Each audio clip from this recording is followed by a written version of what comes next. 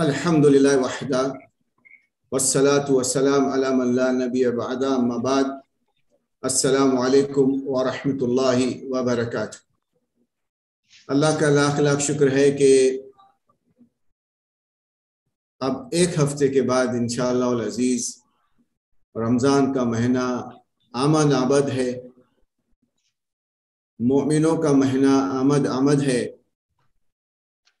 مومنوں کو پکار پکار کے کہہ رہا ہے کہ میں بس آ ہی رہا ہوں۔ آج انشاءاللہ العزیز ہمارے درس کا موضوع ہے رمضان کا استقبال کیسے کریں۔ شیخ محترم کی اجازت سے 1-2 منٹ میں کچھ ایسے سوال رکھتا ہوں کہ ہم رمضان کا استقبال کیسے کریں، یہی سوالات پوچھتے رہوں گا۔ ہم مسلمان رمضان کا استقبال کیسے کریں، ہم مسلمان سچے پکے مومن ہو کر رمضان کا استقبال کریں۔ رمضان کا استقبال کس لیے کریں؟ کیا ہم متقی پرہیزگار ہیں؟ اس کو ڈھونڈتے ہوئے رمضان کا ایسا استقبال کریں جیسا شیخ محترم اب تھوڑی ہی دیر میں ہمیں قرآن کا صحیح مفہوم، صحیح احادیث بیان کرتے ہوئے رسول اللہ صلی اللہ علیہ وسلم اور صحابہ رضوان اللہ علیہ مجمعین نے جیسے رمضان کا استقبال کیا، سلف و صالحین نے جیسے رمضان کا استقبال کیا، انشاءاللہ العزیز ویسے ہی ہم رمضان کا استقبال کیسے کریں شیخ محترم سے سماعت فرمائیں گے۔ سال میں ایک مرتبہ رمضان کا مہینہ آتا ہے، لیکن پورے سال کا نہیں، صرف اس مہینے کا نہیں بلکہ پوری زندگی کا درس دے کے چلا جاتا ہے۔ آئیے آج ہم اپنے پورے زندگی کا ایسا درس انشاءاللہ سماعت کرنے جا رہے ہیں کہ اگر اس مہینے میں ہماری مغفرت نہیں ہوئی تو ہم خسارے میں رہیں گے۔ اگر اس مہینے میں ہم نے اپنی نمازوں کو، ہمارے عبادت کو، ہمارے قیام کو علم حاصل کر کے ادا نہیں کیا، ہم خسارے میں رہیں گے۔ اس رمضان میں صیام یعنی روزہ کیسے رکھیں؟ اگر وہ ہم نے علم حاصل کر کے اس کے اوپر عمل نہیں کیا، ہم خسارے میں رہیں گے۔ اور رمضان کا استقبال تو شعبان سے ہی شروع ہو جاتا ہے، بلکہ 6 مہینے پہلے سے ہی شروع ہو جاتا ہے، اور الاولیٰ رمضان کا چاند دیکھ کر شروع ہو جاتا ہے۔ تو آئیے رمضان کا چاند کا استقبال کیسے کریں؟ کیا چاند گھر میں بیٹھ کر اس کا استقبال کریں، گھر میں بیٹھ کر اس کی دعا پڑھیں، یا باہر میدان میں جا کر چاند کو دیکھ کر اس کا استقبال کرتے ہوئے دعا کریں؟ پہلی رات چاند رات سے ہی شروع ہو جاتی ہے، آخر رات چاند رات پہ ختم ہو جاتی ہے۔ آئیے اس پورے ایک مہینے میں ہم نے اپنی وہ ایکسرسائز کیسی کرنی ہے کہ جس کا پھل اللہ سبحانہ و تعالیٰ دینے والا ہے، اور کسی کو نہیں معلوم اس کا پھل کیسا ہے۔ بہت ہی ضروری، بہت ہی سیریس معاملہ ہے۔ اگر اب تک ہم نے اپنا وقت ضائع کیا ہے، مان لیجئے ہماری زندگی 50 سال کی ہے، 15 سال کے بعد میں مان لیجئے ہمارے اوپر رمضان فرض ہو گیا ہے، اور تب سے لے کر اب تک ہم نے سستی اور کاہلی کی،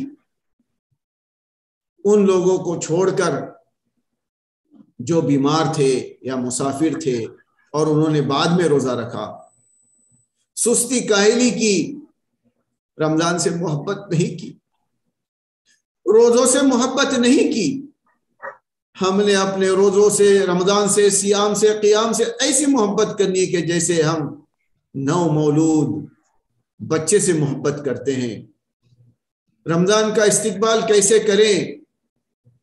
یہ ٹاپک کوئی نیا نہیں ہے، ہر کوئی اپنے حساب سے رمضان کا استقبال کرتا ہے. کوئی 8 رکعت تراویح، کوئی 20 رکعت تراویح پہ بحث شروع کر کے اپنا رمضان کا استقبال کرتا ہے.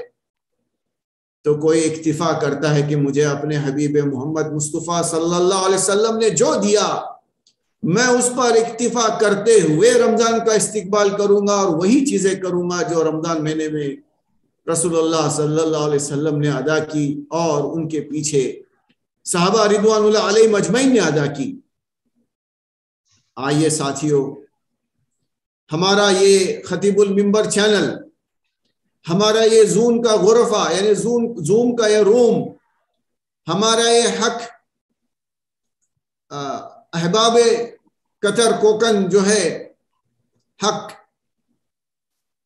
اس پر آج ہم 2 سال سے تقریباً ہر جمعہ کو جمعہ کی نماز کے بعد دروس شیخ شمیم احمد خلیل حفظہ اللہ سے سنتے ہیں. خالص دروس سنتے ہیں، کوئی ملاوٹ نہیں رکھتے. سوال و جواب ہر درس کے بعد 45 منٹ کے بعد سوال و جواب کی محفل ہوتی ہے. شیخ محترم قرآن اور صحیح حدیث سے ہمیں تسلی بخش جوابات دیتے ہیں. تو آئیے آج ہم اپنا خود کا جو ہے نا احاطہ کرتے ہیں اور رمضان کے لیے کمر باندھ دیتے ہیں. رمضان کا پہلا عشرہ، دوسرا عشرہ، تیسرا عشرہ لوگوں نے مشہور کیا ہوا ہے، لیکن ہم دیکھتے ہیں کہ کیا کوئی ایسا عشرہ ہوتا بھی ہے؟ انشاءاللہ العزیز شیخ محترم کو میں دعوت دیتا ہوں. شیخ ہمارے خطیب المنبر، ہمارے خطیب و مقرر، ہمارے چہیتے مقرر، ہمارے چہیتے خطیب، ہمارے چہیتے شیخ فضیلۃ الشیخ شمیم احمد خلیل حفظہ اللہ کو میں دعوت دینے جا رہا ہوں. شیخ محترم آئیں، اپنا مائک سنبھالیں اور اپنے درس کی ابتدا کریں. تفضل شیخ. السلام علیکم ورحمۃ اللہ وبرکاتہ. وعلیکم السلام. الحمد للہ نحمده ونستعینه ونستغفره ونعوذ بالله من شرور أنفسنا ومن سيئات أعمالنا، من يهده الله فلا مضل له ومن يضلله فلا هادي له، وأشهد أن لا إله إلا الله وحده لا شريك له، وأشهد أن محمدا عبده ورسوله.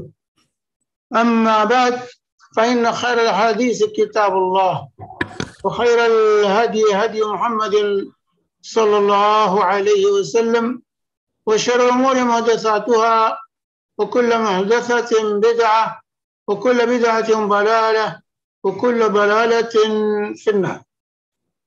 أعوذ بالله السميع العليم من الشيطان الرجيم، من همزه ونفخه ونفثه.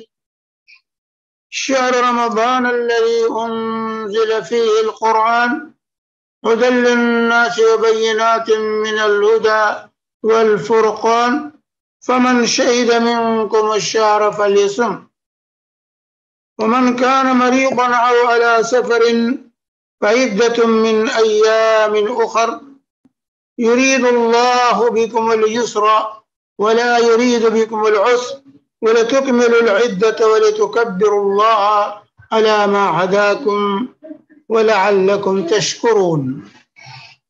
وقال النبي صلى الله عليه وسلم: من صام رمضان إيمانا واحتسابا غفر له ما تقدم من ذنبه، ومن قام رمضان إيمانا واحتسابا غفر له ما تقدم من ذنبه.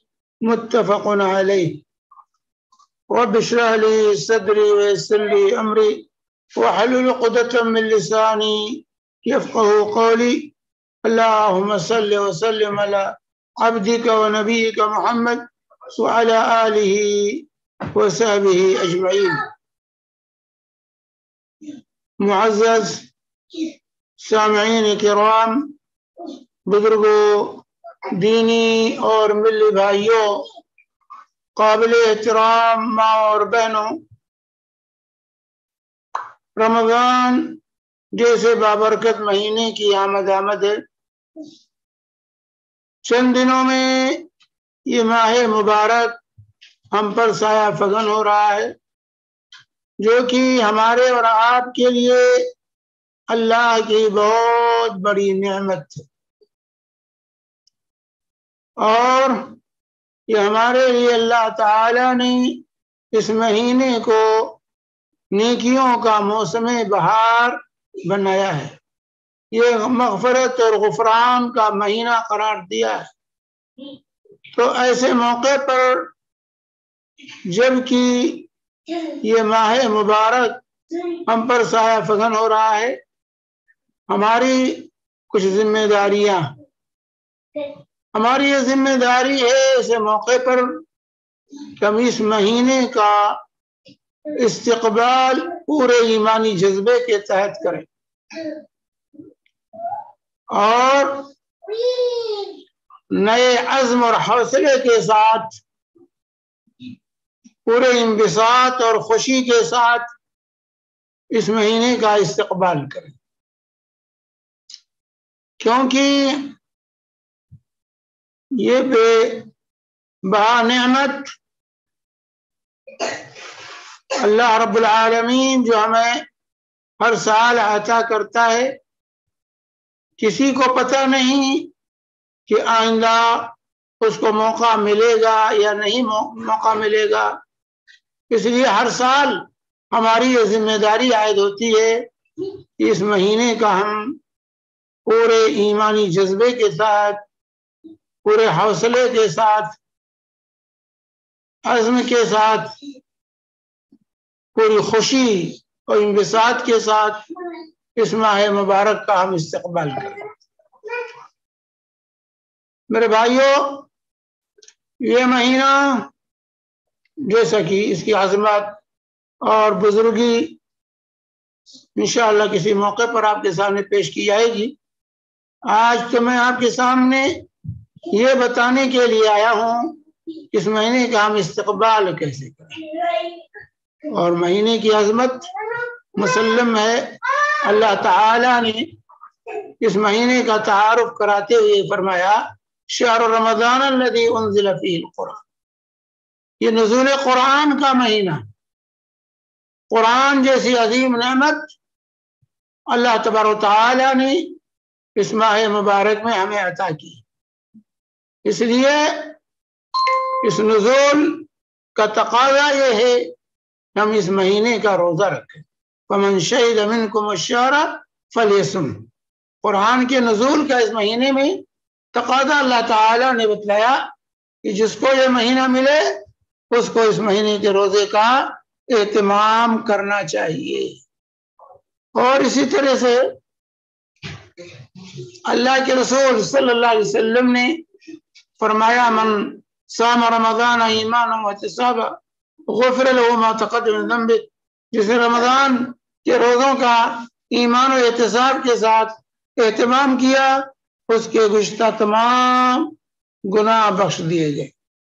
ومن قام رمضان ایمانا واحتسابا غفر له ما تقدم من ذنبه، جس نے رمضان کی راتوں کو قیام کیا ایمان اور احتساب کے ساتھ اس کے گزشتہ تمام گناہ بخش دیے گئے۔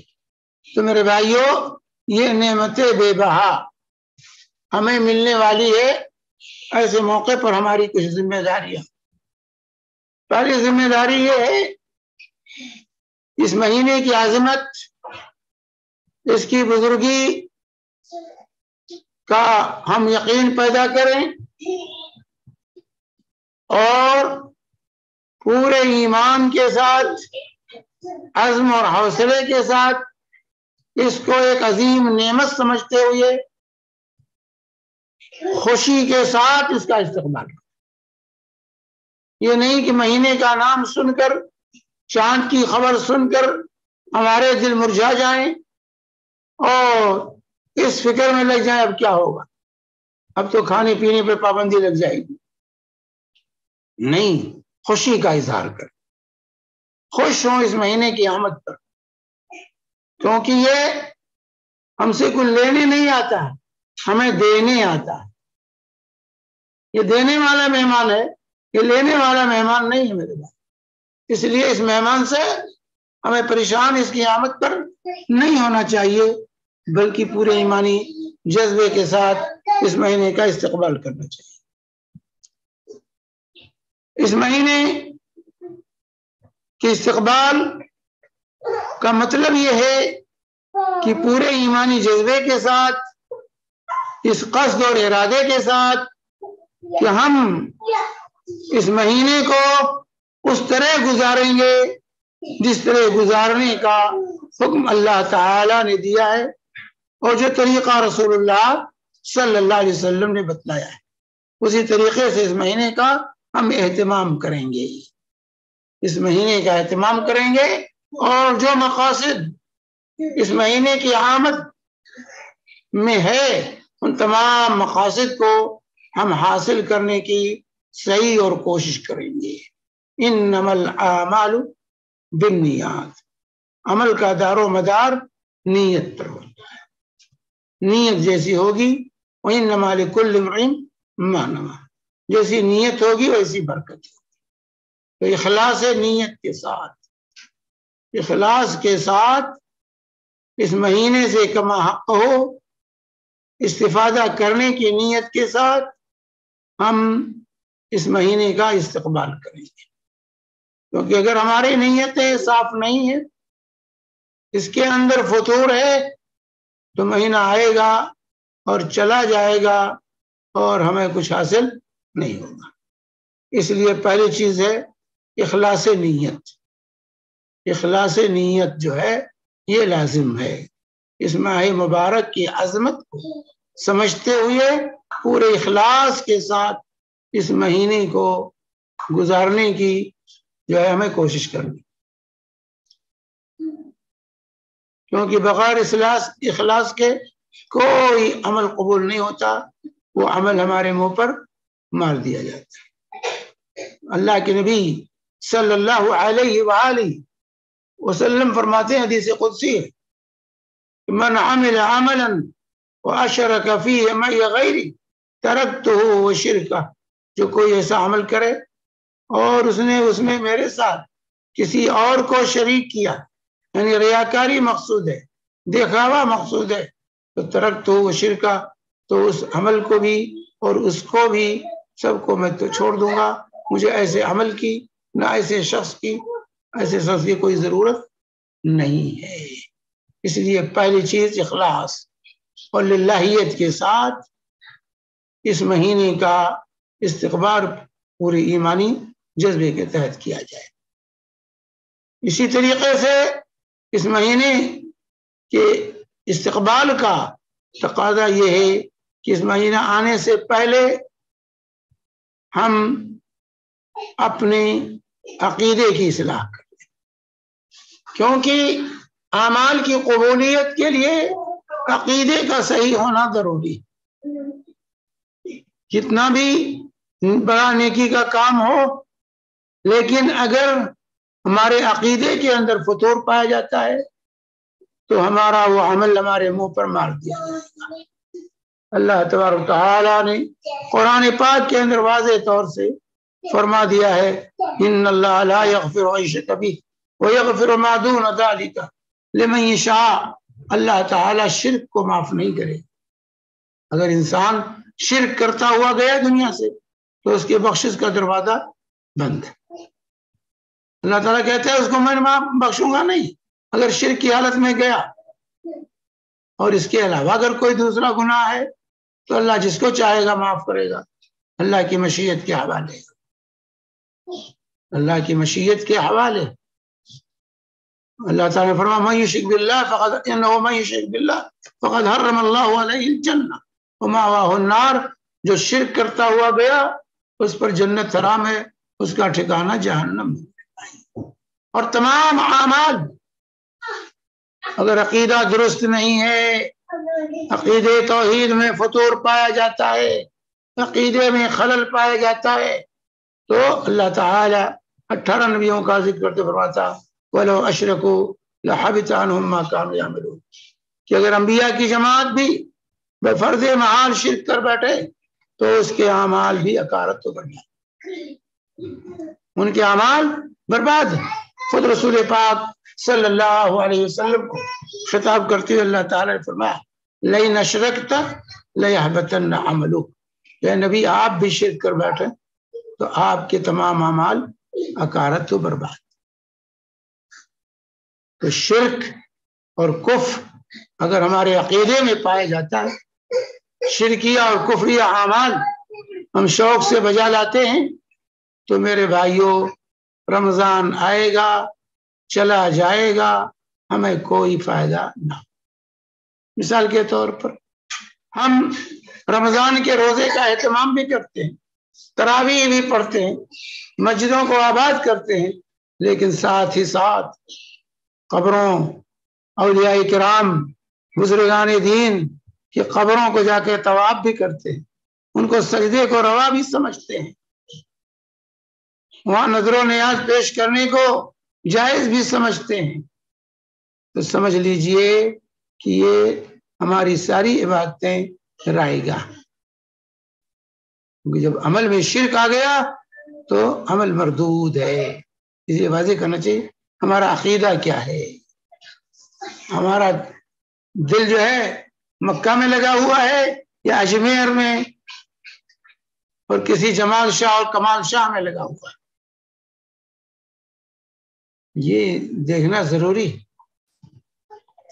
تو رمضان سے پہلے اپنے عقیدے کی اصلاح، یہ رمضان کے استقبال کا تقاضا ہے، تب رمضان ہمارے لیے مفید ہوگا۔ عقیدے میں فطور ہے تو ایسی صورت میں ان روزوں اور نمازوں کا کوئی فائدہ نہیں۔ تو عقیدے کی اصلاح ہونی چاہیے۔ اور دوسری چیز اصلاح عقائد کے ساتھ ساتھ میرے بھائی توبہ اور استغفار کو لازم پکڑنا، تاکہ ہم رمضان میں آنے سے پہلے ہی اپنے آپ کو گناہوں سے پاک صاف کر لیں، تاکہ اس رمضان کا صحیح اثر ہمارے اوپر ہو، گندگی لے کر رمضان میں داخل نہ ہوں، بلکہ گندگی کو پہلے صاف کر لیں۔ اور اس کے صاف کرنے کا طریقہ کیا ہے؟ توبہ اور استغفار۔ توبہ اور استغفار اللہ تعالیٰ کو بہت پسند ہے۔ اللہ کے نبی صلی اللہ علیہ وسلم فرماتے ہیں جب بندہ توبہ کرتا ہے تو اللہ تبارک و تعالیٰ اس سے جس قدر خوش ہوتا ہے، اس کا اندازہ لگائیے کہ اللہ تعالیٰ، اللہ کے نبی فرماتے ہیں، بخاری کی روایت ہے، اس شخص سے کہیں زیادہ خوش ہوتا ہے جو بیابان میں سفر کر رہا تھا اور اس کی سواری غائب ہو جاتی ہے، اسی سواری پر اس کے تمام مال و متاع، کھانے پینے کا پورا سامان اسی سواری پر تھا اور سواری غائب ہو گئی۔ وہ زندگی سے مایوس ہو کر ایک درخت کے نیچے جا کر بیٹھ جاتا ہے کہ اب جو ہے مرنا ہی ہے تو یہ بیٹھ کے مر جائیں گے، زندگی کا کوئی کے آثار اسے نظر نہیں آتے، اور وہیں بیٹھتے ہوئے نیند آ جاتی ہے، سو جاتا ہے۔ اتنے میں دیکھتا ہے تھوڑی دیر کے بعد اس کی وہ سواری اپنے تمام ساز و سامان کے ساتھ آ کر اس کے پاس حاضر ہو جاتی ہے، اس پر نظر پڑتی ہے تو اللہ کے نبی صلی اللہ علیہ وسلم فرماتے ہیں، حدیث قدسی ہے، اللہ نے فرمایا اس قدر خوش ہوتا ہے، اس قدر خوش ہوتا ہے کہ خوشی سے پھولے نہیں سماتا، اور خوشی میں خوش آواز کو بیٹھتا ہے اور کہتا ہے اے اللہ تو میرا بندہ ہے، میں تیرا رب، انت عبدی انا ربک، میں تیرا رب ہوں تو میرا بندہ۔ خوشی کے مارے وہ اپنے ہوش و حواس کو بیٹھا، اتنی خوشی ہوئی اٹھنے کے واپس ہونے سے۔ تو جب بندہ توبہ کرتا ہے، اپنے گناہوں پر اللہ سے معافی مانگتا ہے، روتا ہے، گڑگڑاتا ہے، تو اللہ تعالیٰ اس شخص سے کہیں زیادہ خوش ہوتا ہے میرے بھائیوں۔ تو ایسی صورت میں بھی اگر ہم توبہ اور استغفار کو لازم نہ پکڑیں تو ہم جیسا بد نصیب کوئی نہیں ہے۔ تو رمضان آنے سے پہلے توبہ کر لیں، اپنے ظاہر و باطن کو پاک کر لیں، پاک ہو کر کے جو ہے رمضان کے بابرکت مہینے میں ہم داخل استقبال کا تقاضا ہے توبہ اور استغفار کو لازم پکڑنا. توبہ کر کے اپنے گناہوں سے اللہ سے معافی مانگ کر اپنی کیے پر نادم ہو, اللہ سے اعتراف کریں کہ اللہ اب تک جو میں نے کیا بہت غلط کیا, بڑے بڑے گناہ مجھ سے ہو گئے, غلطی ہو گئی مجھ سے. اپنے گناہوں پر ندامت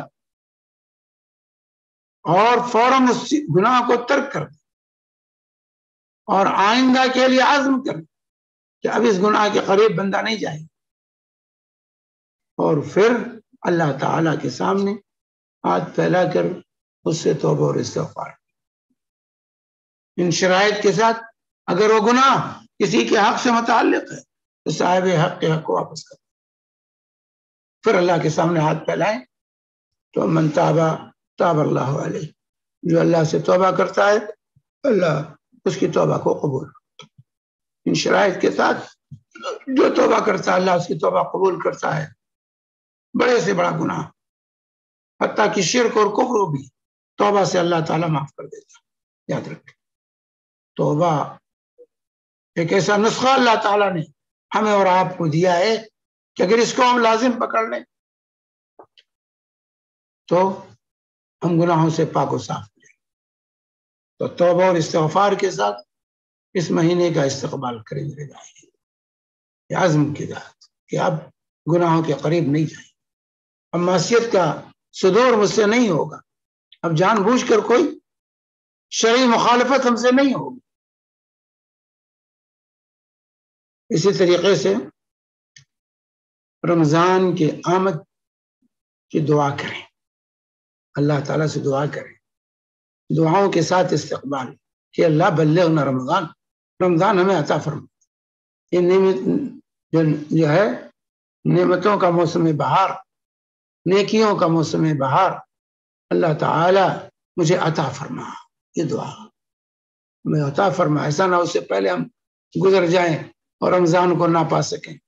نہیں, اللہ یہ ماہ مبارک ہمیں عطا کر دے, یہ دعا, اور اس کو صحیح طریقے سے گزارنے کی ہمیں توفیق دے دے. میرے بھائی, اس مہینے کو روزے سے دعاؤں سے بڑا گہرا تعلق, اسی لیے رمضان کے احکام مسائل, روزے کے احکام مسائل کو بیان کرتے ہوئے اللہ تبارک و تعالی نے دعا کا ذکر کیا ان آیات میں. وَإِذَا سَأَلَكَ عِبَادِي أَنِّي فَإِنِّي قَرِيبٌ أُجِيبُ دَعْوَةَ الدَّاعِ إِذَا دَعَانِ فَلْيَسْتَجِيبُوا لِي وَلْيُؤْمِنُوا بِي لَعَلَّهُمْ يَرْشُدُونَ. کہ میرے بندے میرے بارے میں جب پوچھیں تو میں اپنے بندوں سے بہت قریب ہوں, اور جب بھی دعا کرنے والا دعا کرتا ہے, مانگنے والا مانگتا ہے, تو اس کی دعا کو, اس کی مانگ کو پوری کرتا. دونوں چاہیے کہ جو ہے اس کو اختیار کریں. تو دعا کے ساتھ, اور ایک تو دعا کے ساتھ استقبال کریں, اور پورے مہینے میں دعا کو جاری رکھیں. ادعونی استجب لکم ان الذین یستکبرون عن عبادتی سیدخلون جہنم داخرین. اللہ کہتا ہے مجھ سے دعا کرو, میں تمہاری مرادیں پوری کروں گا.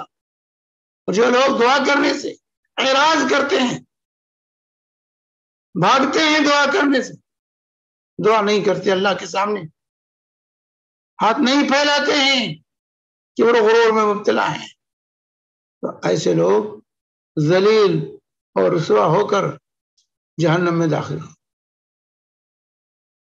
تو دعا پورے رمضان میں روزے دار کی دعا اللہ تعالی قبول کرتا ہے. جو دعائیں کرتے ہیں اللہ تعالیٰ کے سے فرماتے ہیں کہ روزے دار کی دعا قبول کرتا ہے رب العالمین. تو دعا کو لازمہ بنا لیں, یہ اس مہینے کا ایک بنیادی جز ہے دعا. اسی طرح اس مہینے کا استقبال کرتے ہوئے میرے بھائیوں, یہ مہینہ قرآن کا مہینہ ہے. اس کو جو عظمت و بزرگی ملی ہے قرآن کے نزول کی وجہ سے. اسی لیے اللہ تعالی نے اس مہینے کا تعارف کراتے ہوئے قرآن کا حوالہ دیا, شہر رمضان الذی انزل فیہ القرآن, کہ لوگوں رمضان کی عظمت کو اگر پہچاننی اس کے مقام و مرتبے کو اگر جاننا ہے تو قرآن سے اندازہ لگا کہ اس مہینے کو اللہ تعالیٰ نے قرآن کے نزول کے لیے منتخب فرمایا ہے. یہ قرآن کا مہینہ ہے. یہ ساری چہل پہل یہ قرآن کی برکت ہے میرے بھائی. اس مہینے میں جو ہم چہل پہل دیکھتے ہیں چاروں طرف وہ قرآن کی برکات، قرآن کی برکات. اس لیے قرآن کی طرف توجہ، قرآن کی تلاوت کی طرف، اس کو سمجھنے کی طرف زیادہ سے زیادہ اس مہینے میں قرآن کی تلاوت کرنی چاہیے. اسلاف کا امام حتیٰ کہ سلف صالحین درس و تدریس کو کم کر کے قرآن کی تلاوت میں لگ جاتے تھے. پورے سال ان کے درس و تدریس کا پروگرام چلتا تھا، وہ درس و تدریس کو ترک کر کے قرآن کی تلاوت میں لگ جاتے تھے. اور ہمارے یہاں کیا ہوتا ہے، رات بھر شعر و شاعری میں رمضان کی راتیں ہمارے یہاں گزرتی، شب قدر گزار رہے ہیں شاعری کر کے، جلسہ کر کے. یہ جلسے اور شاعری کا وقت نہیں ملے. یہ اللہ کے سامنے سرگوشی کرنے کا مہینہ، اللہ کے سامنے بیٹھ کر اللہ سے سرگوشی کا مہینہ، عبادت کا مہینہ، یہ قرآن کی تلاوت کا مہینہ. زیادہ سے زیادہ وقت ہمیں قرآن کی تلاوت میں. سلف صالحین کا معمول تھا کہ رمضان کے پہلے جو ہے کم سے کم 3 دن میں قرآن ختم کیا کرتے تھے. 3 دن میں قرآن ختم کر دیا جائے. اور بعض اسلاف سے تو یہاں تک لوگوں نے نقل کیا ہے کہ آخری عشرے میں روزانہ ایک قرآن ختم کر. حالانکہ 3 دن جو سنت ہے وہ 3 دن میں قرآن ختم کرنا چاہیے. تو ہمیں سنت کو فالو کرتے ہوئے ہر 3 دن میں ایک قرآن پڑھنے کی کوشش کرنی چاہیے. رمضان اور دنوں میں نہیں پڑھ پاتے تو رمضان میں ہر تیسرے دن ہمیں قرآن ختم کرنا چاہیے میرے بھائی، کیونکہ یہ قرآن کا مہینہ ہے، شہر القرآن ہے. اس لیے ہماری توجہ قرآن کی طرف ہونی چاہیے. زیادہ سے زیادہ وقت قرآن کو دینے کی کوشش کرنی چاہیے. درس و تدریس کا اور پورے سال چلتا ہے، لیکن اس مہینے میں زیادہ وقت تلاوت کر دینا چاہیے. تلاوت کیجیے. کچھ اوقات جو ہے تفسیر اس کے لیے ہے، لیکن زیادہ وقت جو ہے تلاوت پر اس مہینے میں جو ہے انسان کو صرف کرنا چاہیے. یہی سلف کا معمول رہا ہے اس مہینے میں. اسی طریقے سے قرآن کی عظمت کو سامنے رکھتے ہوئے قرآن سے گہرا تعلق قائم کرنا اس ماہ مبارک کے اندر، یہ اس کے استقبابی سے تیار ہو جائے. ابھی سے جو لوگ قرآن نہیں پڑھتے تھے پڑھنا شروع کیجیے. قرآن تو اسے پورے سال مسلمان کو چاہیے کہ روزانہ اس کا معمول ہونا چاہیے. ایک حصہ قرآن کا مقرر ہونا چاہیے پڑھنے کے لیے، تلاوت کے لیے ایک نصاب ہونا چاہیے. اس کا ہر مہینے میں کم سے کم ایک قرآن ختم کرنا چاہیے. ہر مہینے میں کم سے کم ایک قرآن ختم کرنے کی انسان کو کوشش کرنی چاہیے عام دنوں میں. اور رمضان میں بدرجہ اولا زیادہ سے زیادہ پڑھنے کی کوشش کرنی چاہیے انسان. اللہ کے نبی صلی اللہ علیہ وسلم رمضان میں خصوصی اہتمام کرتے تھے قرآن کے ساتھ. چنانچہ جبریل امین تشریف لاتے تھے اور اللہ کے نبی صلی اللہ علیہ وسلم جبریل کے ساتھ بیٹھ کر قرآن کا دور کرتے. تو یہ قرآن پڑھنے کا مہینہ ہے. تو اس کا استقبال قرآن کا، رمضان کا استقبال قرآن کے ساتھ. قرآن جو گرد و غبار پورے سال ہمارے گھروں میں ہٹا رہتا ہے اس کو صاف کیجیے اور قرآن پڑھنے میں لگ جائیے. اسی طریقے سے رمضان کے استقبال کا تقاضا ہے کہ ہم تقوی شعاری، اپنے اندر تقوی پیدا کرنے کی کوشش کریں، تقوی کے ذریعے رمضان کا استقبال کریں. کیونکہ اللہ تعالی نے رمضان کے روزوں کی فرضیت کا فائدہ جو بتایا ہے، مقصد جو بتایا ہے، کتب علیکم الصیام کما کتب علی الذین من قبلکم لعلکم تتقون، تم پر روزے فرض کیے گئے ہیں جیسے پہلی امتوں پر فرض کیے گئے تھے۔ مقصد کیا ہے؟ تاکہ تمہارے اندر تقویٰ کی اسپرٹ پیدا ہو جائے، تقویٰ کی قوت آ جائے، تم متقی اور پرہیزگار بن جاؤ۔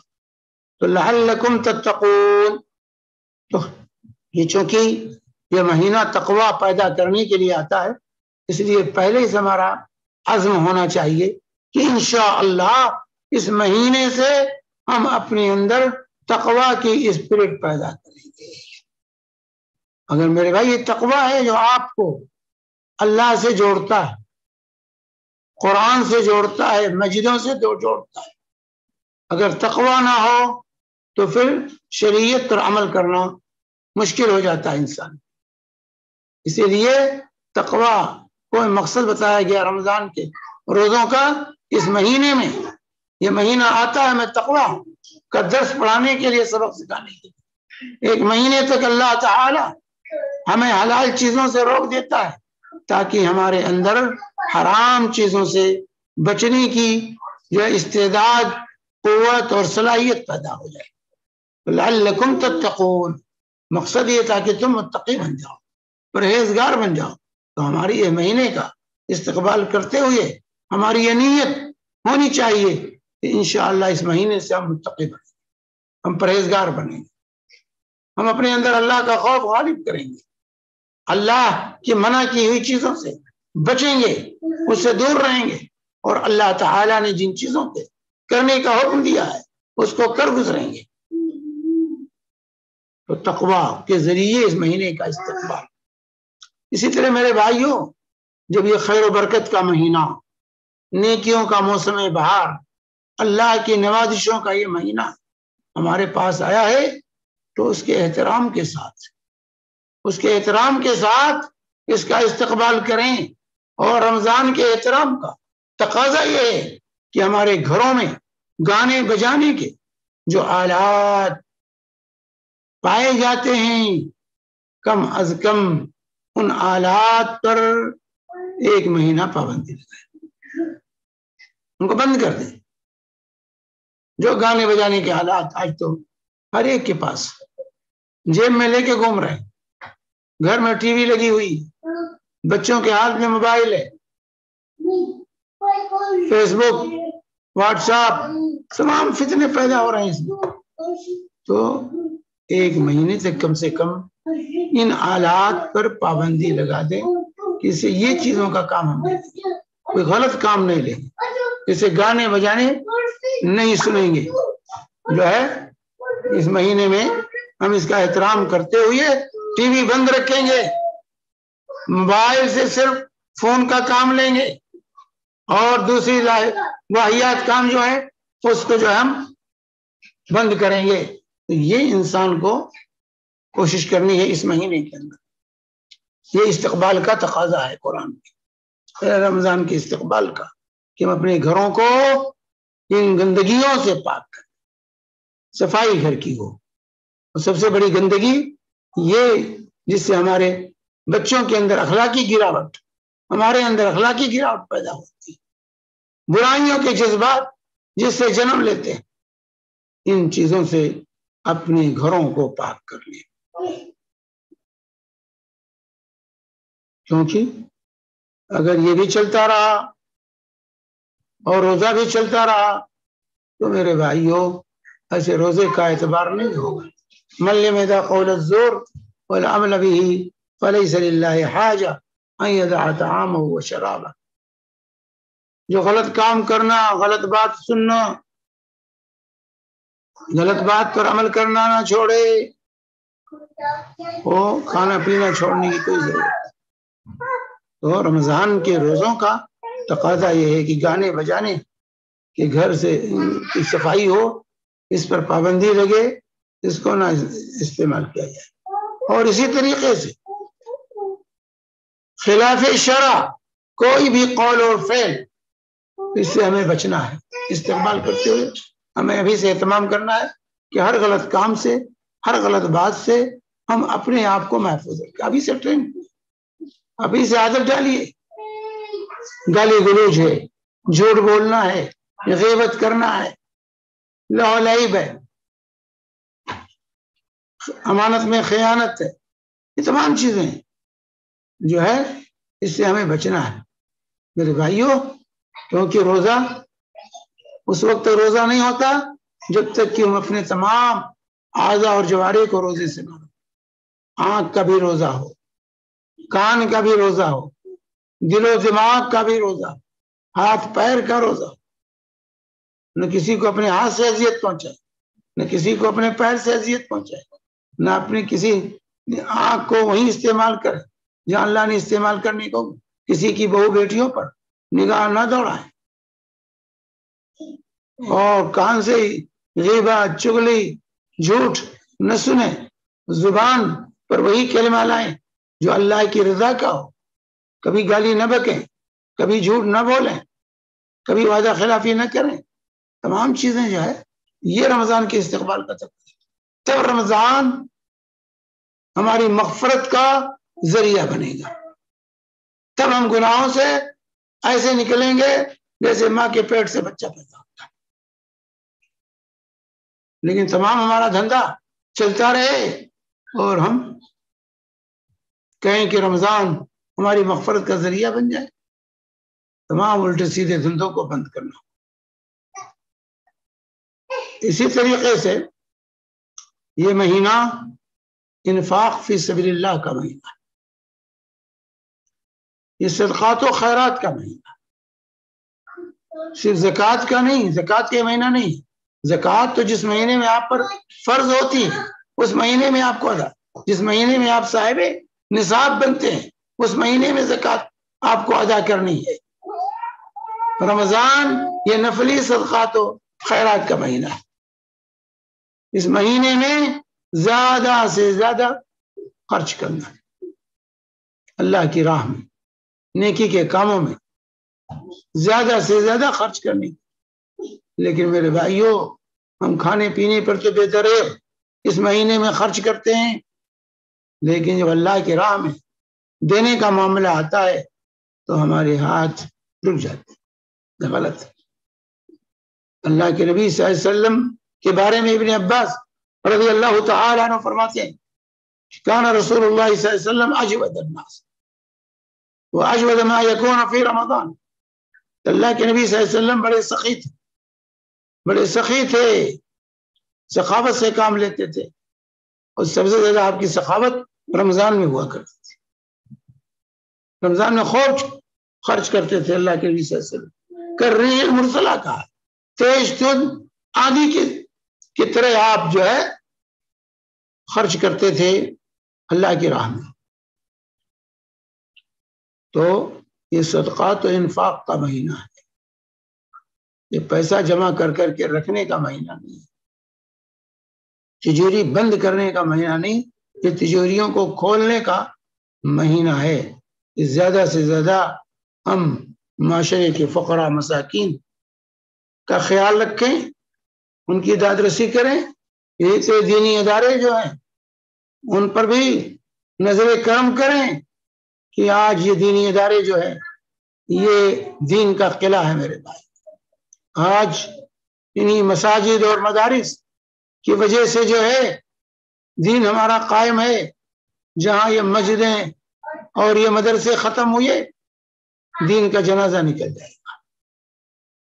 یہ اسلام کے مراکز ہیں، دین کے مراکز ہیں.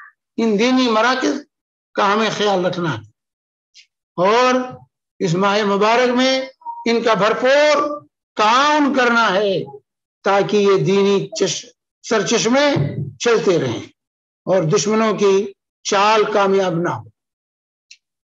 تو یہ انفاق کا مہینہ ہے، تو کار خیر میں بڑھ چڑھ کر ہمیں حصہ لینا چاہیے. اسی طرح میرے بھائیوں، اس ماہ مبارک کا استقبال صبر کے ساتھ، اپنے اندر صبر پیدا کی. یہ صبر کا مہینہ، صوم شہر الصبر.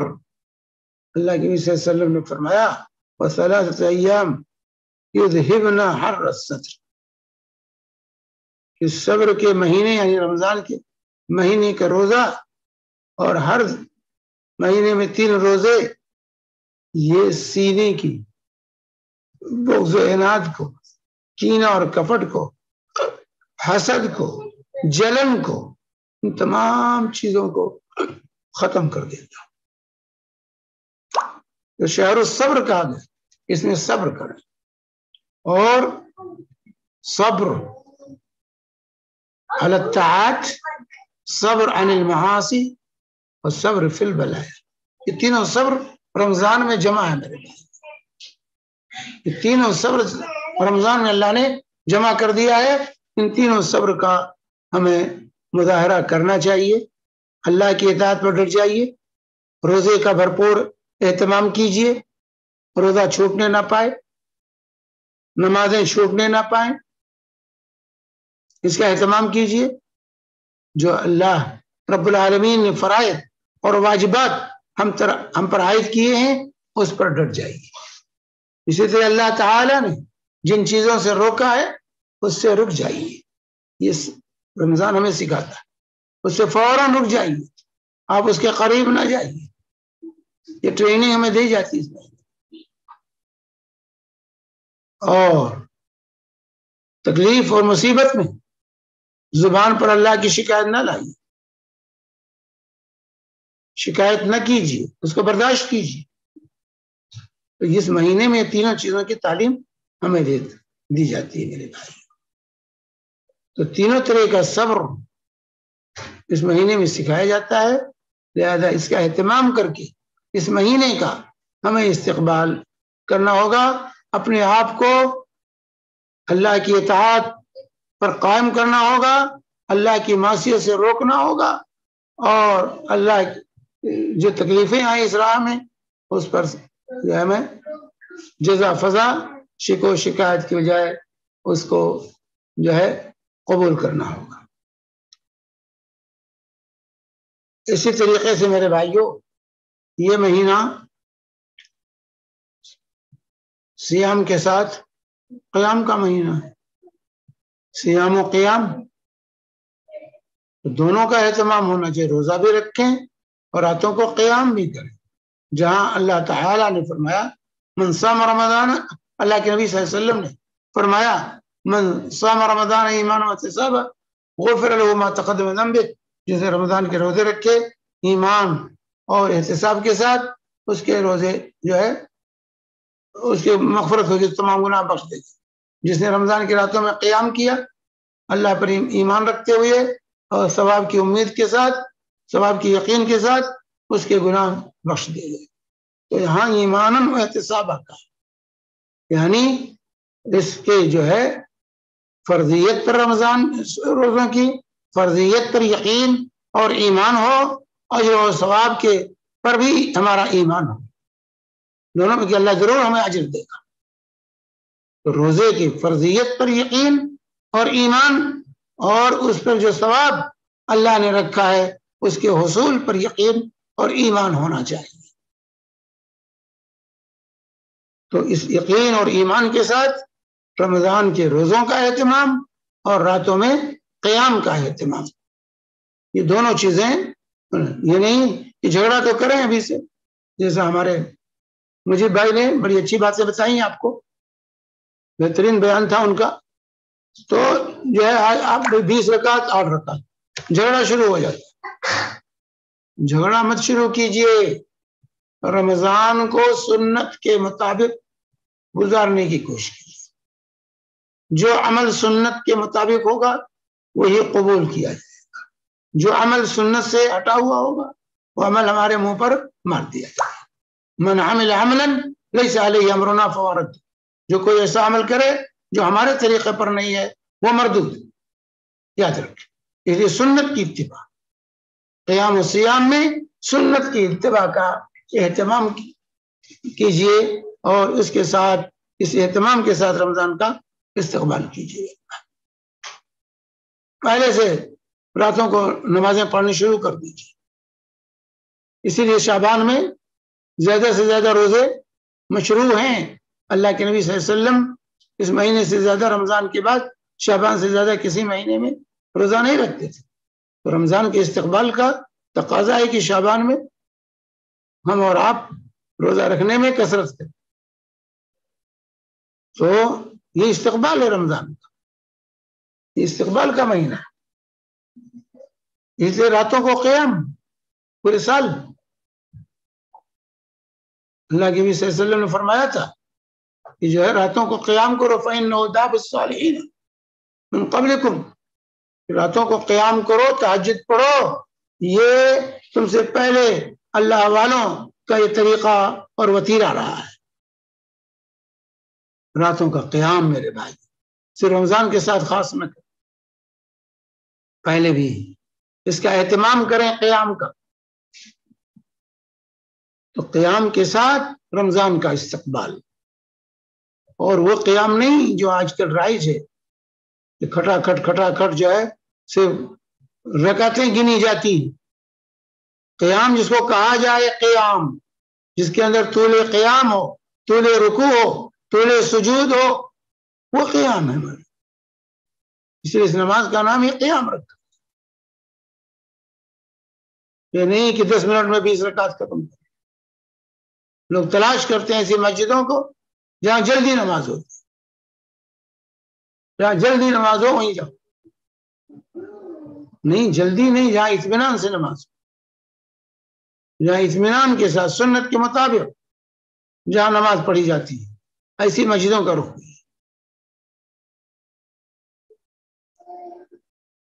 اور اسی طریقے سے میرے بھائیوں،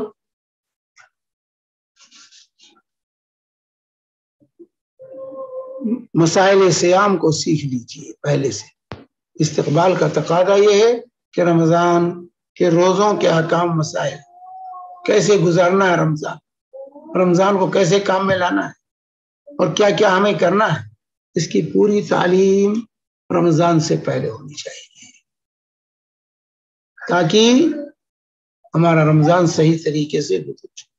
روزے کے احکام، مسائل سیکھیں، روزے کے ارکان کیا ہیں، کن چیزوں سے روزہ ٹوٹتا ہے، اور کس طرح ہمیں روزہ رکھنا ہے. یہ تمام چیزیں، اس کے احکام اور مسائل کو سیکھ کر کے رمضان کا استعمال. یہ نہیں کہ سب رکھتے ہیں ہم بھی رکھ لیں گے. آج کل دیکھا دیکھی، دین کا کام دیکھا دیکھی ہوتا ہے، اسی لیے بدعات اور خرافات نے گھر کر دیا ہے. دلائل کی روشنی میں احکام سیکھنے کی کوشش کیجیے، تاکہ ہمارے اعمال کے اندر بدعات نہ گھر کر جائیں، شیطان کو گھسنے کا موقع نہ ملے. اس لیے رمضان آنے سے پہلے رمضان کے احکام، مسائل سیکھیے، علماء کے دروس میں بیٹھیے، صحیح علماء کا انتخاب کیجیے اور ان سے مسائل پوچھیے رمضان کے، تاکہ آپ کا رمضان کامیاب، باعث اجر و ثواب بن سکے. تو مسائل سیام، روزے کے احکام، مسائل کا سیکھنا لازم ہے میرے بھائی. اسی لیے کہا گیا طلب العلم فریضۃ علی کل مسلم، ہر مسلمان پر دین کا علم حاصل کرنا یہ فرض ہے. اور رمضان آ رہا ہے تو رمضان کے احکام، مسائل کا پڑھنا، سیکھنا ہر مسلمان پر فرض. وہ سیکھے تاکہ اس کو صحیح طریقے سے ادا کر سکے. لیکن دنیا پڑھنے کے لیے ہمارے پاس ٹائم ہے، دین پڑھنے کے لیے ٹائم نہیں. اور کبھی اگر موقع تو کہتے ہیں آپ مختصر بتا دیجئے، موٹی موٹی چیزیں بتا دیجئے. سندیش نہیں ہے میرے بھائی دین کہ سندیش کھا کے گزارا ہو جائے. دین کے لیے پوری غذا کھانی پڑے گی. چھوٹی چھوٹی چیز بتا دیجیے، موٹی موٹی باتیں بتا دیجیے. ہم اتنا سب سے نہیں سیکھ پائیں گے. نہیں، سیکھیے، ہر ایک سیکھنے کی استطاعت رکھتا ہے. یہ بہانہ ہے لوگوں کا. تو رمضان کا اہتمام، رمضان کے احکام اور مسائل کو سیکھ کر کے رمضان کا استقبال کیجیے. یہ چند چیزیں تھیں جس کی طرف توجہ دلانی مقصود تھی. لہذا ہمیں میرے بھائیوں پورے ایمانی جذبے کے ساتھ اس ماہ مبارک کا استقبال کرنا چاہیے. اور انشاءاللہ اگلا ہفتہ جو آئے گا، ابھی اگر ایک ہفتہ اور ہمیں ملے گا انشاءاللہ، تو انشاءاللہ اس میں رمضان کے جو ہے روزے کے احکام، مسائل آپ کے سامنے پیش کیے جائیں گے. وجزاکم اللہ خیرا وصلی اللہ علی نبینا محمد وعلی آلہ وصحبہ وسلم. جزاک اللہ خیرا شیخ، احسن الجزا. جیسے شیخ نے کہا ہے کہ انشاءاللہ اور ایک رمضان اسی موضوع پہ اور ایک جمعہ کا درس ہوگا، تو ہو سکتا ہے آپ کے سوالات کے جواب اس میں آ جائیں گے، لیکن اگر آپ کے خصوصی کوئی سوال ہے تو ضرور آپ پوچھ سکتے ہیں. سوالات کی سلسلہ شروع کر لیتے ہیں. یہاں پہ جو زوم پہ ہیں بھائیوں سے گزارش ہے اپنا سوال پوچھیں تو بہتر ہے، اور بہن اپنا سوال ٹائپ کر کے ڈال سکتی ہیں. یوٹیوب کے جو سوال ہے انشاءاللہ میں لے لوں گا. پہلا سوال ہم لے لیتے ہیں یوٹیوب کے ساتھ سے، جہاں سے ہے کہ شیخ حدیث میں کیا اللہ کے رسول صلی اللہ علیہ وسلم نے جبرائیل علیہ السلام کے ساتھ رمضان میں ایک بار ختم قرآن کیا اور آخری سال کے رمضان میں 2 مرتبہ قرآن ختم کیا؟ کیا 3 دن میں قرآن ختم کرنا صحیح ہے؟ ہاں 3 دن میں قرآن ختم کرنا چاہیے. 3 دن اللہ کے نبی صلی اللہ علیہ وسلم فرمایا 3 دن تحدید کی. ویسے بہتر ہے کہ 7 دن میں ختم کیا جائے. عبداللہ بن عمرو بن عاص کو 7 دن کی تعین کی تھی اللہ کے نبی صلی اللہ علیہ وسلم نے 7 دن پڑھنے کی. اور دوسری روایت جس میں ہے کہ جس نے 3 دن سے پہلے ختم کیا اس نے قرآن نہیں سمجھا، یعنی 3 دن میں ختم کیا جا سکتا ہے قرآن. جزاک اللہ خیر شیخ. شیخ یہاں پہ سوال ہے، شیخ شیطان کو اگر قید کر دیا جاتا ہے تو باتھ روم میں یا پھر ہمارے ساتھ جو شیطان لگے ہوئے ہوتے ہیں کیا وہ بھی قید ہوتے ہیں؟ جو ہمارے ساتھ کھانے میں شریک ہوتے ہیں یا جو شیطان ہمارے وقت بہتے ہیں گھر میں ہم ہمارے ساتھ داخل ہو جاتے ہیں یا کھانے میں شریک ہوتے ہیں، اگر بسم اللہ نہیں کہتے تو وہ بھی قید ہو جاتے ہیں کیا؟ اس کے بارے میں اس کی بڑی فکر رہتی ہے. قید ہونے کا کیا مطلب؟ جی شیطان کو رمضان جیسے آتا ہے شیاطین قید کیے جاتے ہیں جیسا کہ حدیث میں آتا ہے، تو وہ کہتے ہیں کہ مردۃ الجن سرکش جنوں کو قید کیا جانے کا لفظ بھی تو ہے. اور دوسری چیز یہ ہے قید کر دینے کا مطلب کیا کہ پکڑ کے باندھ دیتے ہیں، یعنی ان کی دسترخط. آپ کو روزے کی برکات ایسا ہوتا ہے اس مہینے میں کہ ان کے کا اثر زیادہ نہیں ہوتا لوگوں پر. ان کا اثر جو ہے لوگوں پر زیادہ نہیں ہوتا ہے، اس کی تحدید ہو جاتی ہے اور وہ زیادہ نہیں بہکا سکتے آپ کو. لیکن جو ہے شیاطین الانس تو چھٹے رہتے ہیں نا، ان کو تو نہیں تھوڑا قید کیا جاتا. شیاطین الجن قید کیے جاتے ہیں. اور پھر جو ہے اس کا مقصد یہ ہے کہ مطلب آپ کو مواقع اللہ تعالیٰ نیکیوں کے کرنے کا فراہم کرتا ہے اور شیطان کا زیادہ زور آپ پر چلنے نہیں دیتا ہے. لیکن جو خود شیطان بن جائے اس کو کیا کرتے ہیں؟ لوگ خود شیطان بن جاتے ہیں، انسان نما شیطان. تو جو رمضان میں بھی اپنے آپ پر کنٹرول نہ کریں وہ شیطان ہے، خود ہی شیاطین الانس میں سے. شیخ آپ نے جو جواب دیا تھا 3 دن کے اندر قرآن پڑھ سکتے ہیں، تو انہوں نے ایک حدیث بخاری کی یہاں بتائی ہے کہ جس میں کہا گیا ہے کہ 7 دن، جیسا آپ نے کہا تھا 7 دن سے کم میں مت کرنا. بخاری کی حدیث میں نے بتایا نا، حضرت عبداللہ بن عمرو بن عاص کو اللہ کے نبی صلی اللہ علیہ وسلم نے 7 دن میں ختم کرنے کو، تو بہتر یہ کہ 7 دن میں ختم کرے. لیکن 3 دن میں کوئی ختم کرتا ہے کرے، جو کہ دوسری حدیث میں اللہ کے نبی صلی اللہ علیہ وسلم فرماتے ہیں جسے 3 دن سے کم میں قرآن ختم کیا اس نے کچھ نہیں سمجھا. تو اس کا کیا مطلب ہے کہ 3 دن میں پڑھ سکتے ہیں کہ نہیں پڑھ سکتے؟ جی 3 دن میں پڑھ سکتے ہیں. شیخ یہاں ایک سوال ہے، شیخ اگر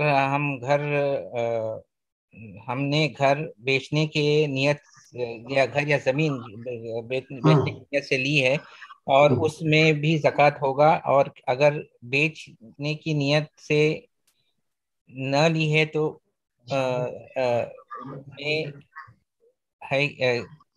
دیکھیے کسی کے پاس رہائش کے علاوہ کرائے کے گھر ہے تو کسی کے پاس سنیے میرے بھائی، سوال رہنے دے.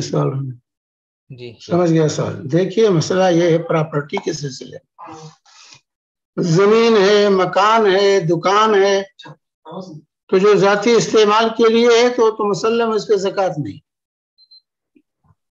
جو کرائے کے لیے جس سے کرائے پر دیے ہوئے ہیں اس کی مالیت پہ زکوٰۃ نہیں, اس سے جو کرایہ آ رہا ہے اس پہ زکوٰۃ ہے. بات صحیح. اور جو خریدتے بیچتے ہیں, آپ تاجر ہیں, زمین کے پراپرٹی کے تاجر ہیں, تجارت کرتے ہیں, خریدتے ہیں, بیچتے ہیں, تو جو زمینیں خریدنے بیچنے والی ہیں, جس کو آپ خریدے ہیں بیچنے کے لیے فائدہ ملے گا تو دیں گے. آپ تجارت کر رہے ہیں زمین کی, تو ایسی زمینوں پر ہر سال اس کی مالیت پر آپ کو زکوٰۃ دینی ہوگی, وہ مالی تجارت ہے. لیکن زمین خرید کے چھوڑے ہوئے ہیں, پلاٹ لیے ہیں, مکان لیے ہیں, کرائے پہ بھی نہیں گیا, اسے پڑا ہوا ہے, اور یہ نیت بھی بیچنے کی مستقل نیت نہیں ہے, یہ ہے کہ جو ہے ہم کسی بھی کام میں لے آئیں گے, مستقبل میں جیسی ضرورت ہوگی ویسی ضرورت کو پوری کر لیں گے, خرید کر مکان بنا لیں گے, شادی کر لیں گے, بچے کو پڑھا لیں گے. اس طرح کی نیتیں ہیں, لیکن تجارت نہیں نیت, تجارت نیت نہیں ہے تو پھر اس پہ زکوٰۃ نہیں ہے. ایسی زمینوں پر, ایسے مکانوں پر, ایسے پلاٹوں پر زکوٰۃ نہیں ہے. ہاں, اس سے اگر کرایہ آ رہا ہے تو کرائے پر زکوٰۃ ہے. بات سمجھ میں آئی کہ نہیں؟ جی شیخ, جزاک اللہ. آپ خدیجہ سوال پوچھ سکتے ہیں. السلام علیکم ورحمۃ اللہ. وعلیکم السلام ورحمۃ اللہ وبرکاتہ. شیخ صاحب, 2 سوال تھے. پہلا تو یہ کہ جیسا کہ رمضان میں شیاطین کو قید کر دیتے یا تو پھر ان کا اثر کم ہوتا, ان کو بند کر دیا جاتا ہے, ٹھیک ہے, جکڑ دیا جاتا. تو شیخ صاحب اپن یہ رمضان میں کوئی نان مسلم کو جب اپن دعوت دیتے تو کیا اپن یہ ایکسپیکٹ کر سکتے کہ بھائی شیطان کا زور اس کے اوپر کم رہے گا تو یہ دعوت دینا رمضان میں تھوڑا زیادہ بینیفیشیل رہے گا؟ ایسا کیوں بھائی, یہ کیا مطلب؟ شیطان کا زور کم رہے گا تو کیا مطلب؟ دعوت دینا کیا مطلب؟ کھانے کی دعوت دے رہے ہیں؟ نہیں, دین کی دعوت دیں گے تو جو شیطان کی طرف سے, ٹھیک ہے, دین کی دعوت دیجیے, لیکن وہ زیادہ وقت جو ہے اللہ کے ساتھ گزارنے کی کوشش کرنی چاہیے. کہنے کہ پورے دن رات آپ دعوت میں لگے رہیں اور جو ہے اللہ کے ساتھ نہ گزارے, تو وہ استغفار اور اللہ عبادت, قرآن کی تلاوت, اس میں فرق ہے. جی. اور شیخ صاحب دوسرا سوال یہ تھا کہ چھوٹی بیٹی ہے میری 4 سال کی, تو ان میرے ساتھ مسجد کو جانا چاہتی, تو ان کو میں مردوں کی صف میں کھڑا کے نماز پڑھ سکتا ہوں یا نہیں؟ پڑھ سکتے ہیں, چھوٹی بچی کا کوئی وہ نہیں ہے میرے بھائی, پڑھ سکتے ہیں. جی, جزاک اللہ شیخ. ایک آپ کے جو آپ نے جواب دیا تھا کرائے کے بارے میں, زکوٰۃ کے بارے میں, انہوں نے پوچھا ہے کہ کرایہ جمع ہوگا تبھی شیخ؟ اگر زکوٰۃ بچت پر ہے, آمدنی پر نہیں. زکوٰۃ بچت پہ ہے, آمدنی پہ نہیں. جب کرایہ میں سے بچے گا اس بچت پہ زکوٰۃ. کرایہ آیا, خرچ ہو گیا, اس پہ کوئی زکوٰۃ نہیں. شیخ اس میں بھی نصاب پہ پہنچنا ہے؟ ہاں, نصاب کو پہنچے گا تب زکوٰۃ ہوگی. جی, جب بچ جائے گا اور نصاب کو پہنچے گا تب زکوٰۃ ہوگی. یعنی آپ کے پاس اور دوسرا مال بھی ہے اور کرائے کا بھی جمع ہوگا اور نصاب کو پہنچ گیا تو زکوٰۃ دینی ہوگی. شیخ ایک یہاں پہ پی ایم میں سوال آیا ہے, پوچھتے ہیں کہ کیا قیامت کے دن, سوال اس طریقے سے ہے کہ اپنے عورتوں کو کہا گیا ہے مردوں سے, اور مردوں کو کہا گیا ہے اپنی بیویوں سے کہ ان سے اچھے رہا کرو, کیونکہ وہ قیامت کے دن آپ کی طرف گواہی دیں گے. کیا یہ کوئی کیا حدیث؟ انہوں نے بول ایسے نہیں لکھے, انہوں نے انگلش میں لکھا ہے کہ اپنے بیوی سے کہا, مرد سے کہا گیا بیوی سے, اور بیوی سے کہا کہ مرد سے, اسپاؤس سے, کہ اچھے رہا کرو ایک دوسرے سے, کیونکہ وہ آپ کے خلاف یا آپ کے طرف سے گواہی دیں گے قیامت کے دن.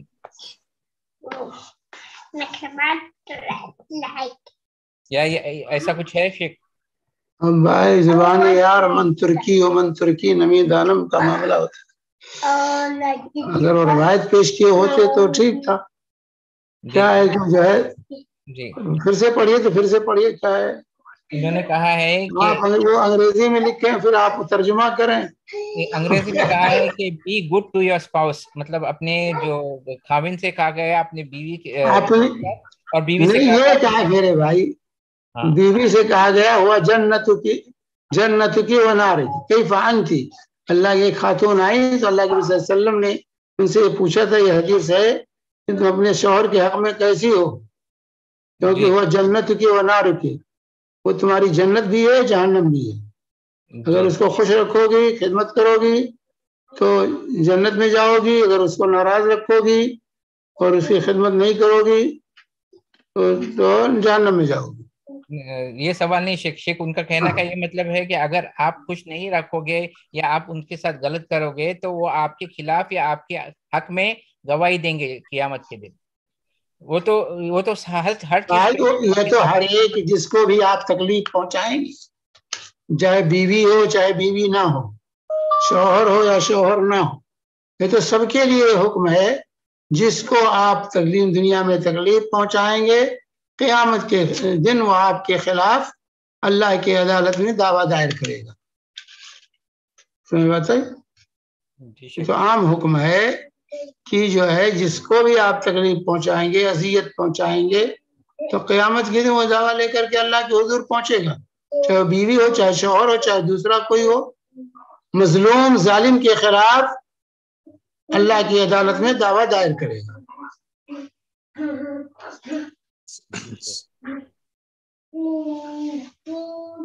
جی سمیر آپ. السلام علیکم شیخ. وعلیکم السلام. حتیٰ کہ اپنے اعضا بھی بولیں گے، اپنے اعضا بھی گواہی دیں گے. یہ تو انسان کے اعضا جو کام کریں گے، اس سے ہاتھ سے جو کام غلط کام کیے ہوں گے وہ گواہی دے گا. شیخ وہ جو ابھی آپ نے ایک بھائی کو ابھی کہا نا کہ 4 سال کی بچی ہے، اس کو مسجد میں، جی بالکل مسجد میں لے جانا چاہیے، لیکن یہ بھی خیال رکھنا چاہیے کہ دوسروں کی نماز اس کی وجہ سے خلل نہ ہو. نہیں تو خلل اس وقت نہیں ہوگی جب آپ اپنے ساتھ رکھیں گے.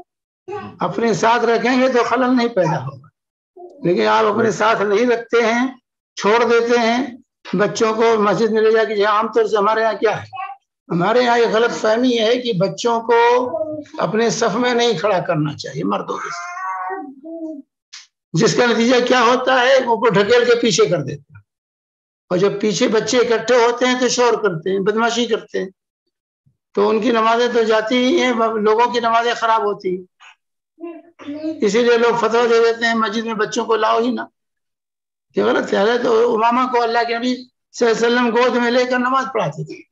امامہ بنت زینب کو بخاری کی روایت ہے، اللہ کے نبی صلی اللہ علیہ وسلم گود میں لے کر آتے تھے ان کو، اور ان کو گود میں لیے نماز پڑھاتے تھے. رکوع سجود میں جانا ہوتا تو بٹھا دیتے تھے، اور اسے جب اٹھتے تھے سجدے سے تو اپنے کندھے پر بٹھا لیتے تھے. جی شیخ یہاں پہ ایک سوال ہے جو یہ تو حضرت حسن کے بارے میں کہ آپ سجدے میں تھے، آ کے آپ کی گردن پر بیٹھ گئے. آپ نماز پڑھا رہے تھے، آ کر کے حضرت حسن آپ کی گردن پر بیٹھ گئے. اللہ کے نبی صلی اللہ علیہ وسلم نے سجدہ لمبا کر دیا. صحابہ کو تشویش ہوئی کہ کیا ہوگا، کوئی حادثہ تو نہیں پیش آ گیا. ایک صحابی نے تھوڑا سا سر اٹھا کے دیکھا تو دیکھا بچہ آپ کی گردن پر بیٹھا ہوا. پھر وہ سجدے میں چلے گئے.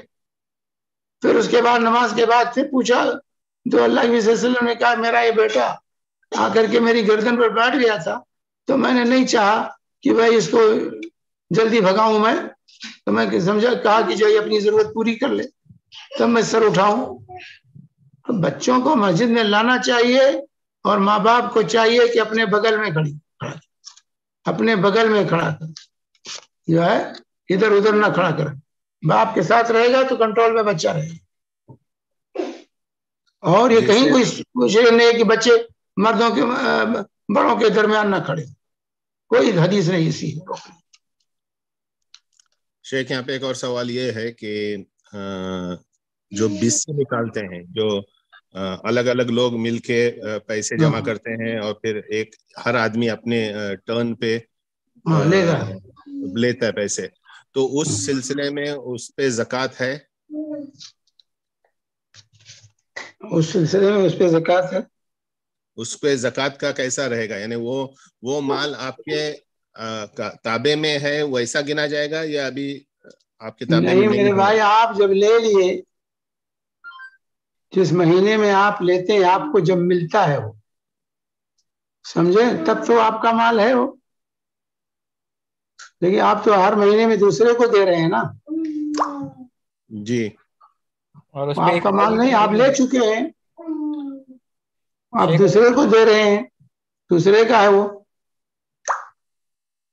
اور شیخ اس پہ سال بھی تو نہیں گزر رہا ہے، مطلب آپ کی جو مال ٹوٹل مال میں سال بھی تو نہیں گزر رہا ہے اس کا؟ ہاں سال نہیں، وہ یہ سوال کر رہے ہیں کہ جو قسطیں ہم نے جمع کی ہیں تو اپنے زکوٰۃ کا جب اعتبار کریں گے تو ان قسطوں کو شامل کریں گے؟ نہیں، آپ کے تصرف میں ہے نہیں، اس کو آپ استعمال کر ہی نہیں سکتے۔ آپ اس کو استعمال کر سکتے ہیں، لے سکتے ہیں، نہیں، لیکن اگر ہم نے لے لیا ہے، ہم ان میں سے ہیں جنہوں نے پہلے لے لیا ہے اور پھر ابھی قسطیں دے رہے ہیں۔ ہاں تو قسطیں دیتے رہیے، وہ تو خلاص اس پہ زکوٰۃ نہیں، آپ کے تو قرض ادا کر رہے ہیں۔ اور اگر پہلے لے آئے ہیں اور پہلے لیا ہوا مال میں سے اگر کچھ بچا ہے تو اس پہ ہاں وہ تو زکوٰۃ میں شامل ہے، جو آپ لیے ہیں اس پہ زکوٰۃ دینی ہوگی اگر موجود ہے آپ کے پاس۔ اخراج زکوٰۃ کے وقت وہ رقم آپ کے ساتھ موجود ہے تو زکوٰۃ میں شامل کرنا۔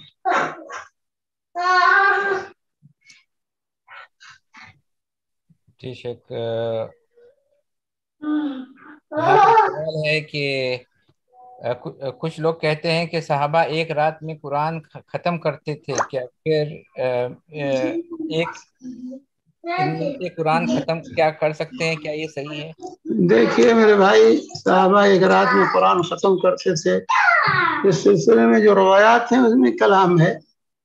اگر ختم کرتے تھے تو ہمارے لیے اسوہ نہیں ہے اس میدان میں، کیونکہ اللہ کے رسول صلی اللہ علیہ وسلم کی واضح حدیث ہے کہ حضرت عبداللہ بن عمرو بن عاص کو 7 دن سے پہلے ختم کرنے کی باوجود مطالبے کے اجازت نہیں تھی، اور دوسری حدیث میں کہا جو 3 دن سے پہلے ختم کرتا ہے وہ قرآن نہیں سمجھتا ہے۔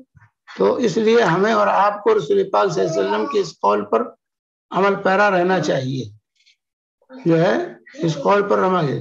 اگر کسی نے پڑھا ہے تو اس کا اپنا عمل ہے، وہ ہمارے لیے حجت اور دلیل نہیں، کیوں پڑھا، کیسے پڑھا۔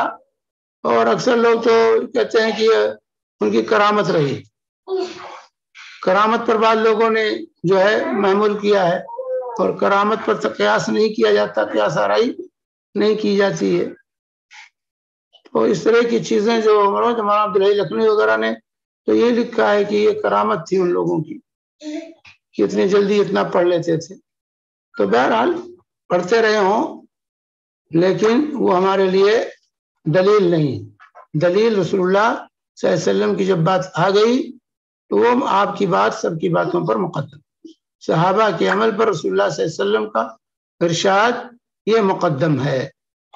اللہ کے رسول نے کہا 7 دن سے پہلے ختم کرنے کی اجازت نہیں دی، اور 3 دن سے زیادہ اگر کسی نے پہلے پڑھ لیا تو اس کو کہا کہ جو اس نے کوئی قرآن سمجھا نہیں تو بہرحال 3 دن سے پہلے نہیں ختم کرنا چاہیے، 3 دن لگانا چاہیے قرآن کی، بہتر یہی ہے۔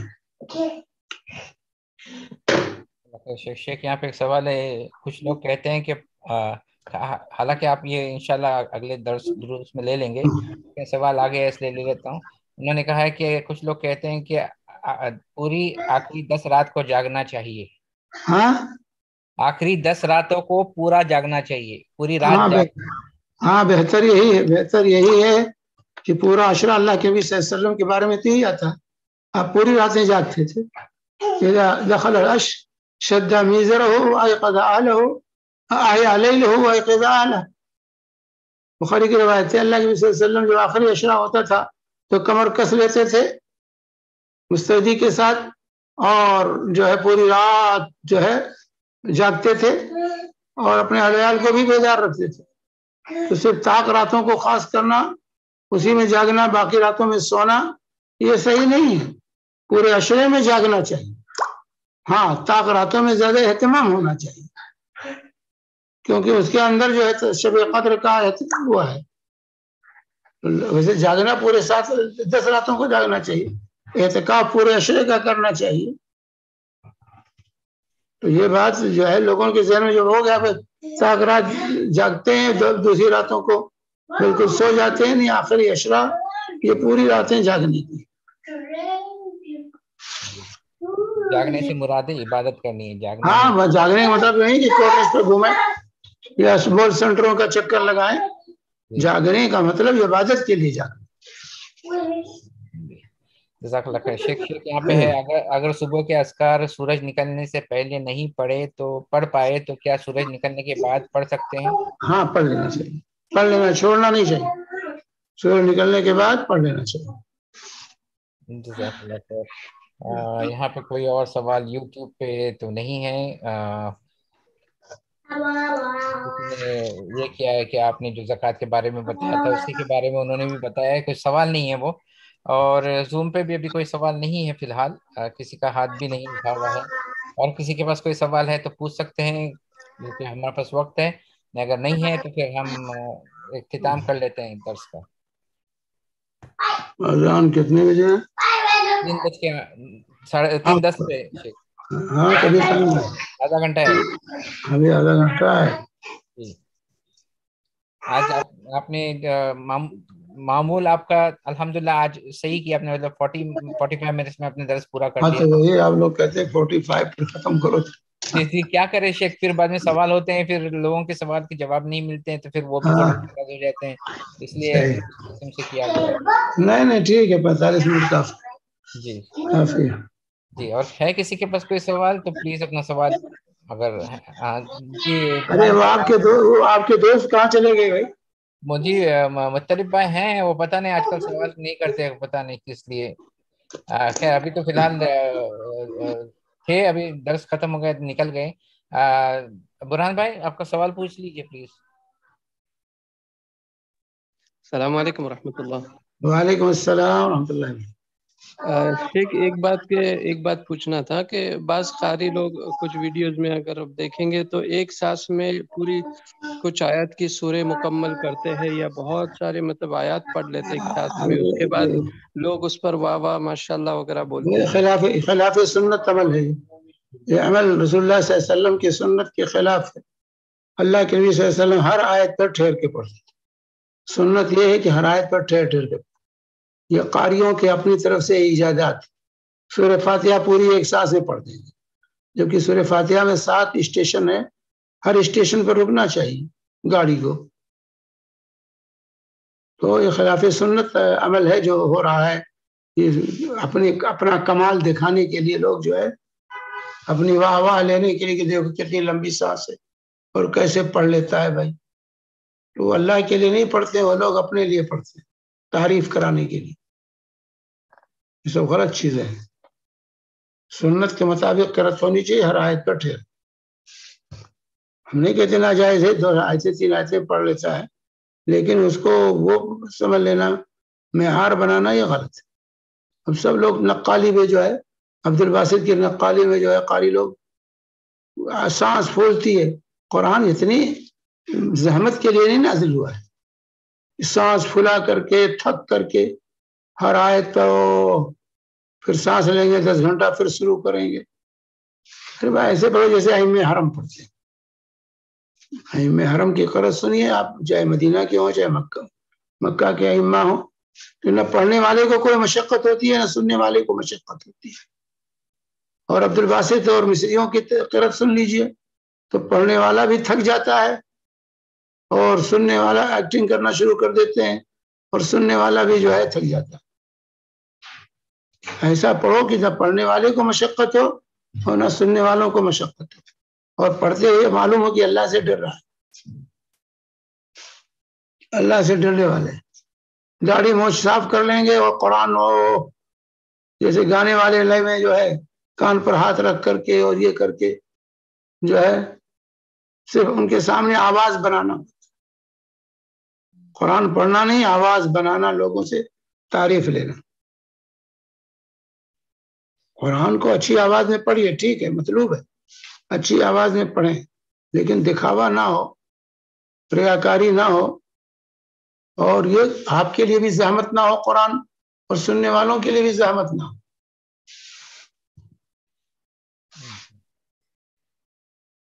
برہان اور کوئی سوال ہے آپ کا؟ جی ہاں شیخ، جزاک اللہ خیرن. دوسرا سوال یہ شیخ کہ قرآن آج جس طرح سے عام پڑھا جاتا ہے قرأت ہے، تو الگ الگ طریقے ہیں قرأت کے، تو آج جو طریقہ عام ہے وہی طریقہ نبی صلی اللہ علیہ وسلم کے وقت میں زیادہ عام تھا یا سارے طریقے سے پڑھے جاتے تھے؟ نہیں، سارے طریقے جو ہے رسول پاک صلی اللہ علیہ وسلم سے ثابت ہے. یہ تواتر کے ساتھ جو قرأتیں ثابت ہیں وہ تواتر کے ساتھ، سمجھے، وہ سب تواتر کے ساتھ ہیں. جو 7 یا 10 قرأتیں جو ہیں وہ متواتر، تواتر کے ساتھ 10 قرأتیں ثابت ہیں. 14 اور کتنی قرأتیں ہیں، لیکن 10 جو ہے یہ متواتر ہیں، رسول اللہ صلی اللہ علیہ وسلم سے ثابت ہے. مختلف صحابہ مختلف طریقے سے پڑھتے تھے. جیسے بخاری کو روایت ہے، ہشام جو ہے پڑھ رہے تھے، حضرت عمر نے سنا تو پکڑ لیا، تم کیسے پڑھتے ہو اس کو؟ کہا ایسے ہی مجھے اللہ کے رسول نے پڑھایا ہے. کہا مجھے تو پڑھایا تو ایسا نہیں پڑھایا ہے. پھر دونوں کے رسول پاک صلی اللہ علیہ وسلم کے ساتھ پاس گئے تو اللہ کے رسول نے پوچھا عمر تم کیسے پڑھتے ہو؟ تو کہا ٹھیک ہے، ہاں کذا انزل، ایسے ہی نازل ہوا ہے. پھر ہشام سے کہا تم پڑھو، انہوں نے پڑھا تو کہا ہاں کذا انزل، ایسے نازل ہوا ہے. تو قرأتیں مختلف ہیں. اور اس میں اللہ کے نبی صلی اللہ علیہ وسلم نے حضرت جبریل سے عرض کیا تھا، جو حدیث ہے کہ جب کہا گیا ایک ہی طریقے سے سب لوگ پڑھیں ایک ہی قرأت پر، تو اللہ کے رسول صلی اللہ علیہ وسلم نے کہا کہ میری امت میں جو ہے بوڑھے ہیں، جوان ہیں، مرد ہیں، عورتیں ہیں، ہر طرح کے لوگ پائے جاتے ہیں، تو ایک ہی طرف سے تو سب نہیں پڑھ سکتے، یہ مشکل ہو جائے گا. تو یا 2 طریقے سے، 3 طریقے سے، 3 حروف پر، 4 حروف پر. تو اس طرح جو اللہ تعالیٰ نے آسانی دی تاکہ ہر طرح کے لوگ پڑھ سکیں. لہجات عربوں کے الگ الگ تھے، الگ الگ لہجے تھے، اس لیے اس کا خیال رکھا گیا تاکہ ادائیگی میں لوگوں کو پریشانی نہ ہو. جی اهدنا الصراط المستقیم، اهدنا الصراط المستقیم بعد کی آواز سے بھی پڑھا جاتا ہے.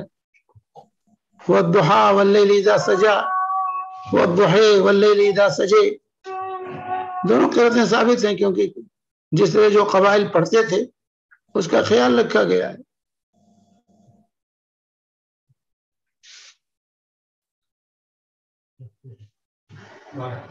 مالک یوم الدین، ملک یوم الدین، دونوں قرأتیں ہیں. قادر بھائی آپ کا سوال. السلام علیکم ورحمۃ اللہ وبرکاتہ. وعلیکم السلام ورحمۃ اللہ وبرکاتہ. آپ کے کوشچنس، آپ کے آنسرس آلریڈی وہ کلیئر ہے ایکچولی سب کچھ، اس لیے تو کوشچنس تو کرنے کا یہ نہیں ہے کیونکہ وہ ہمیشہ ریپیٹ ہوتے ہیں. تو میرا کوشچن ایکچولی اس سے نہیں ہے، یہ عمرہ سے متعلق ہے شیخ صاحب.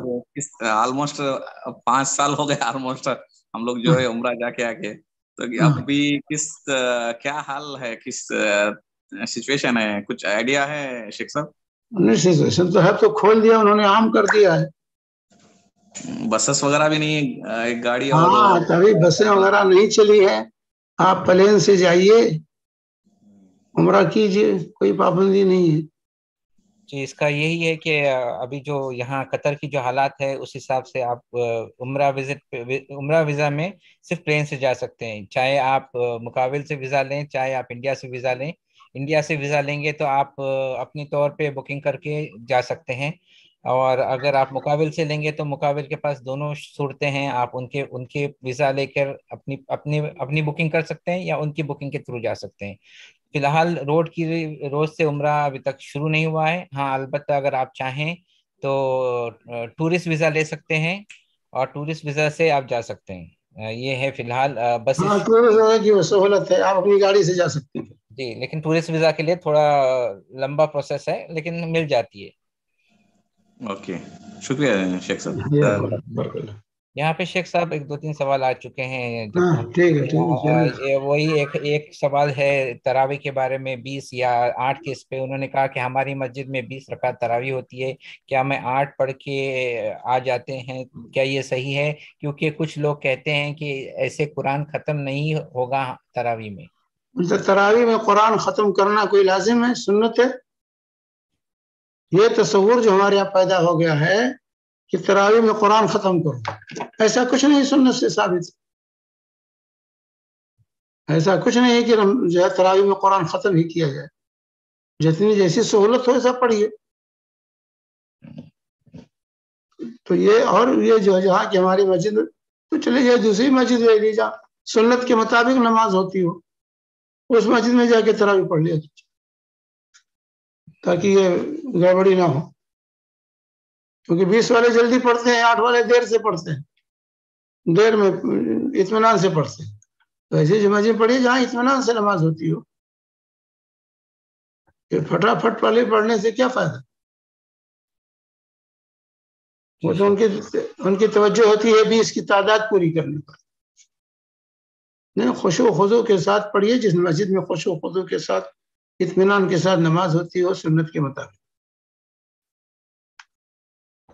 यहाँ पे एक इसके बारे में सवाल है ज़कात के सिलसिले में। उन्होंने कहा सुना है कि ज़कात जो आपके पास बचा हुआ माल है उसी पर होती है, तो ऐसा है तो फिर कुछ लोग तो काफी खर्च करने वाले लोग रहते हैं, वो अपना पैसा खर्च कर देते हैं, ये लॉजिकल नहीं लगता है? मतलब कि सिर्फ हाँ, तो बचत पे ज़कात है, बचत पे ज़कात है मेरे भाई, कमाई पर ज़कात नहीं, कमाई पर ज़कात नहीं। जो साल भर के अखराजात से आपके बच जाए उसी पर शरीयत ने ज़कात आयद की।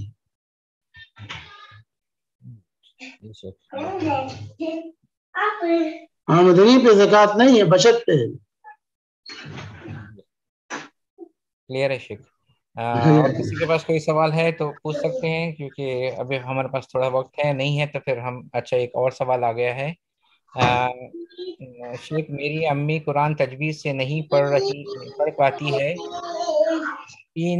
शीन की जगह सीन कहती है, कोई भी लफ्ज़ सही से नहीं निकल पाता, तो क्या वो कुरान पढ़े तो नेकी मिलेगी?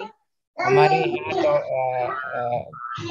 तलफ़्फ़ुज़ की भी बहुत गलती होती है। आम बोलचाल में जो बुजुर्ग हैं वो कुरान भी उससे पढ़ पाते हैं, तलफ़्फ़ुज़ नहीं निकल पाता, तो क्या ऐसी हालत? उनको कोशिश करनी चाहिए सही पढ़ने की। लोगों किसी पढ़ने वाले के साथ बैठ करके सीखें। ऐसे लोगों को सीखना चाहिए, ऐसे लोगों को सीखना चाहिए। और अल्लाह के रसूल सल्लल्लाहु अलैहि वसल्लम की हदीस, अल माहिर बिल कुरान मा सफरतिल किराम बररा वल्लज़ी यक़रउल कुरान व यततअतअ फीह फलहु अजरान। ये जो है, जो कुरान का जो माहिर है कुरान पढ़ने का, अमल करने का, तो फरिश्तों के साथ उसका अजर होगा। वल्लज़ी यक़रउल कुरान व यततअतअ फीह, और एक शख्स है जो अटक अटक के पढ़ता है, फिर भी लगा हुआ है, मेहनत कर रहा है, सीख रहा है, तो फलहु अजरान, तो उसको डबल अजर अल्लाह ताला देंगे। तो ऐसे लोग जो सही नहीं पढ़ पाते हैं उनको कोशिश करनी चाहिए सही पढ़ने की। ये नहीं कि गलत हमेशा गलत ही पढ़ते रहें, नहीं, उनको सीखना चाहिए, सीखने वालों जानने वालों से, और सीखें तो वो सीख जाएंगे। लेकिन तवज्जो नहीं करते हैं लोग, जैसे पढ़ते रहते हैं। नहीं, किसी जानने वाले के साथ बैठें जो कुरान उसे सीखने की कोशिश करे। जज़ाकल्लाह खैर। जज़ाकल्लाह। और कोई है सवाल? नहीं तो बंद कर दें। यहाँ यूट्यूब पे तो कोई सवाल और नजर नहीं आ रहा है यहाँ, और जूम पे भी अल्हम्दुलिल्लाह हमने सभी सवाल ले लिए। अच्छा, माशाअल्लाह। तो चलो अच्छी बात है, आज थोड़ा 5-10 मिनट पहले बंद कर लेते हैं। शेख दुआ कीजिए इंशाल्लाह, और हम इसी मौजू को। अस्सलाम वालेकुम। हाँ, देखिए शेख, बिगिनिंग में तो मैंने ही कहा था 8 और 20 का झगड़ा होता है, लेकिन अभी अभी हमारे घर में एक हाफिज साहब आए हैं, कोकन के हैं। हाँ, सवाल है, मुझे कुछ सवाल पूछना है, तो मैं माइक उनको देता हूँ, आपको सवाल। ठीक है, ठीक। شیخ مجھے بات تھوڑا آپ دور سے بات کر رہے تھے, نزدیک آ کے بات کیجیے گا.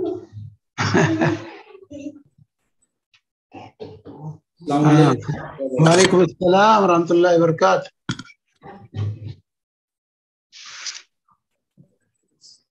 ہاں فرمائیے. شیخ 8 رکعت اور 20 رکعت کا کیا مسئلہ ہے تراویح کے تعلق سے؟ تراویح سنت 8 رکعت ہے جی. میں وطر 11 رکعت. اللہ کے نبی صلی اللہ علیہ وسلم کی سنت 11 رکعت, اور اسی سنت کو ہمیں زندہ کرنا چاہیے. اللہ کے رسول نے 20 رکعت کبھی نہیں پڑھی, نہ پڑھنے کی طرف رہنمائی کی. اور جو روایات صحابہ کے بارے میں بھی ہیں, ان روایتوں کے اندر بھی کلام ہے. جیسے جو روایت پیش کی جاتی ہے, ایک روایت تو ابن عباس کی پیش کی جاتی ہے 20 رکعت والی, تمام متفقہ طور سے روایت ضعیف ہے 20 رکعت کی. متفقہ طور سے ہر تمام مسلک والوں کے ہاں وہ ضعیف ہے, گرچہ حناف اس کو تھامے ہوئے ہیں, نہیں چھوڑتے. سمجھے, ابن عباس کی جو روایت ہے مصنف ابن شیبہ وغیرہ کی, وہ جو ہے 20 رکعت کی تراویح کی کہ اللہ رسول 20 رکعت پڑھتے تھے. تو یہ انتہائی درجے جو ہے ضعیف ہے, اور اس کو جو ہے علماء نے, حافظ بن حجر نے, امام سیوطی نے, تمام علماء نے اس کو ضعیف قرار دیا جو ہے, حتیٰ کہ جو ہے علماء دیوبند نے بھی اس کو ضعیف قرار دیا. اور اسی طرح جو حضرت عمر کے بارے میں کہا جاتا ہے 20 رکعت کی, وہ بھی صحیح نہیں ہے. جو موطا امام مالک میں 2 روایتیں, ایک روایت ہے جو صحیح روایت ہے کہ حضرت عمر نے ابی بن کعب کو میں وطر 11 رکعت پڑھانے کا حکم دیا. یہ روایت ہے, حضرت عمر نے جو حکم دیا تھا وہ 11 رکعت. دوسری روایت جو عام طور سے پیش کی جاتی ہے, 20 رکعت والے پیش کرتے ہیں کہ جو ہے حضرت عمر کے زمانے میں لوگ 20 رکعت پڑھتے تھے. وہاں حکم کا نہیں ذکر ہے, اس میں ہے کہ حضرت عمر کے زمانے میں لوگ 20 رکعت پڑھتے تھے. جو ہے 20 رکعت جو ہے حضرت عمر کے زمانے میں پڑھتے تھے. یہ روایت جو ضعیف ہے جو ہے ان عمر جو ہے, ایک تو ابی بن کعب کی روایت سے ہے, یہ روایت بھی ضعیف ہے. اس کی سند میں ابو جعفر الرازی ہے جس کا نام عیسیٰ بن ابی عیسیٰ بن حمان ہے, اور یہ ضعیف راوی. امام ذہبی وغیرہ نے اس کو ضعفا میں ذکر کیا. اور جو ہے اسی طریقے سے یزید بن خصیفہ کی ایک روایت ہے, صاحب بن یزید سے روایت کرتے ہیں کہ کانوا یقومون علی عہد عمر بن الخطاب رضی اللہ عنہ شہر رمضان ب20 رکعت. یہ روایت ہے کہ حضرت عمر کے زمانے میں لوگ جو ہے 20 رکعت پڑھتے تھے. تو یزید بن خصیفہ نے اسے صاحب بن یزید سے اس کو روایت کی, اور یزید بن خصیفہ گرچہ ثقہ راوی ہے لیکن امام احمد نے ایک روایت میں منکر الحدیث قرار دیا ہے. اس لیے امام ذہبی نے ان کو میزان الاعتدال میں ذکر کیا ہے, جس میں متکلم فی راویوں کو ذکر کیا جاتا ہے.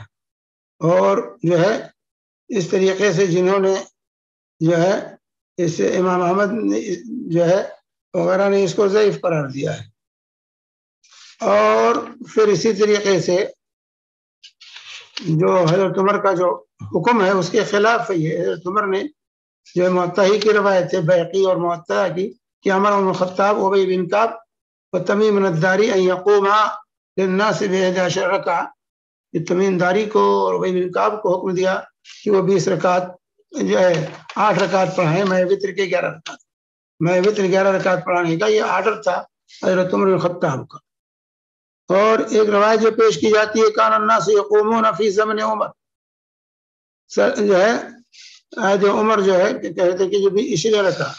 تو یہاں پر جو ہے صاحب بن یزید جو ہے کی جو روایت ہے ضعیف ہے, کیونکہ حارث بن عبد الرحمن بن ابی ذیاب اس میں ہے جو صاحب بن یزید رضی اللہ تعالی عنہ سے روایت کرتے ہیں, اور دونوں کا لقاء ہی ثابت نہیں.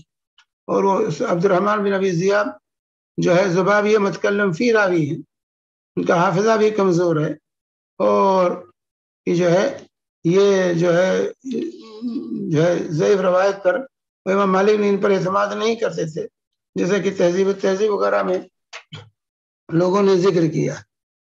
تو اس طریقے سے یزید بن رومان کی ایک روایت بیان کی جاتی ہے کہ وہ کان الناس یقومون فی زمن عمر بن خطاب فی رمضان ب23 رکعہ، کہ جو ہے لوگ حضرت عمر کے زمانے میں 20 رکعت پڑھا کرتے تھے، لیکن یزید بن رومان جو روایت کرنے والے ہیں انہوں نے حضرت عمر کا زمانہ پایا ہی نہیں ہے، حضرت عمر کا زمانہ ان کو ملا ہی نہیں ہے۔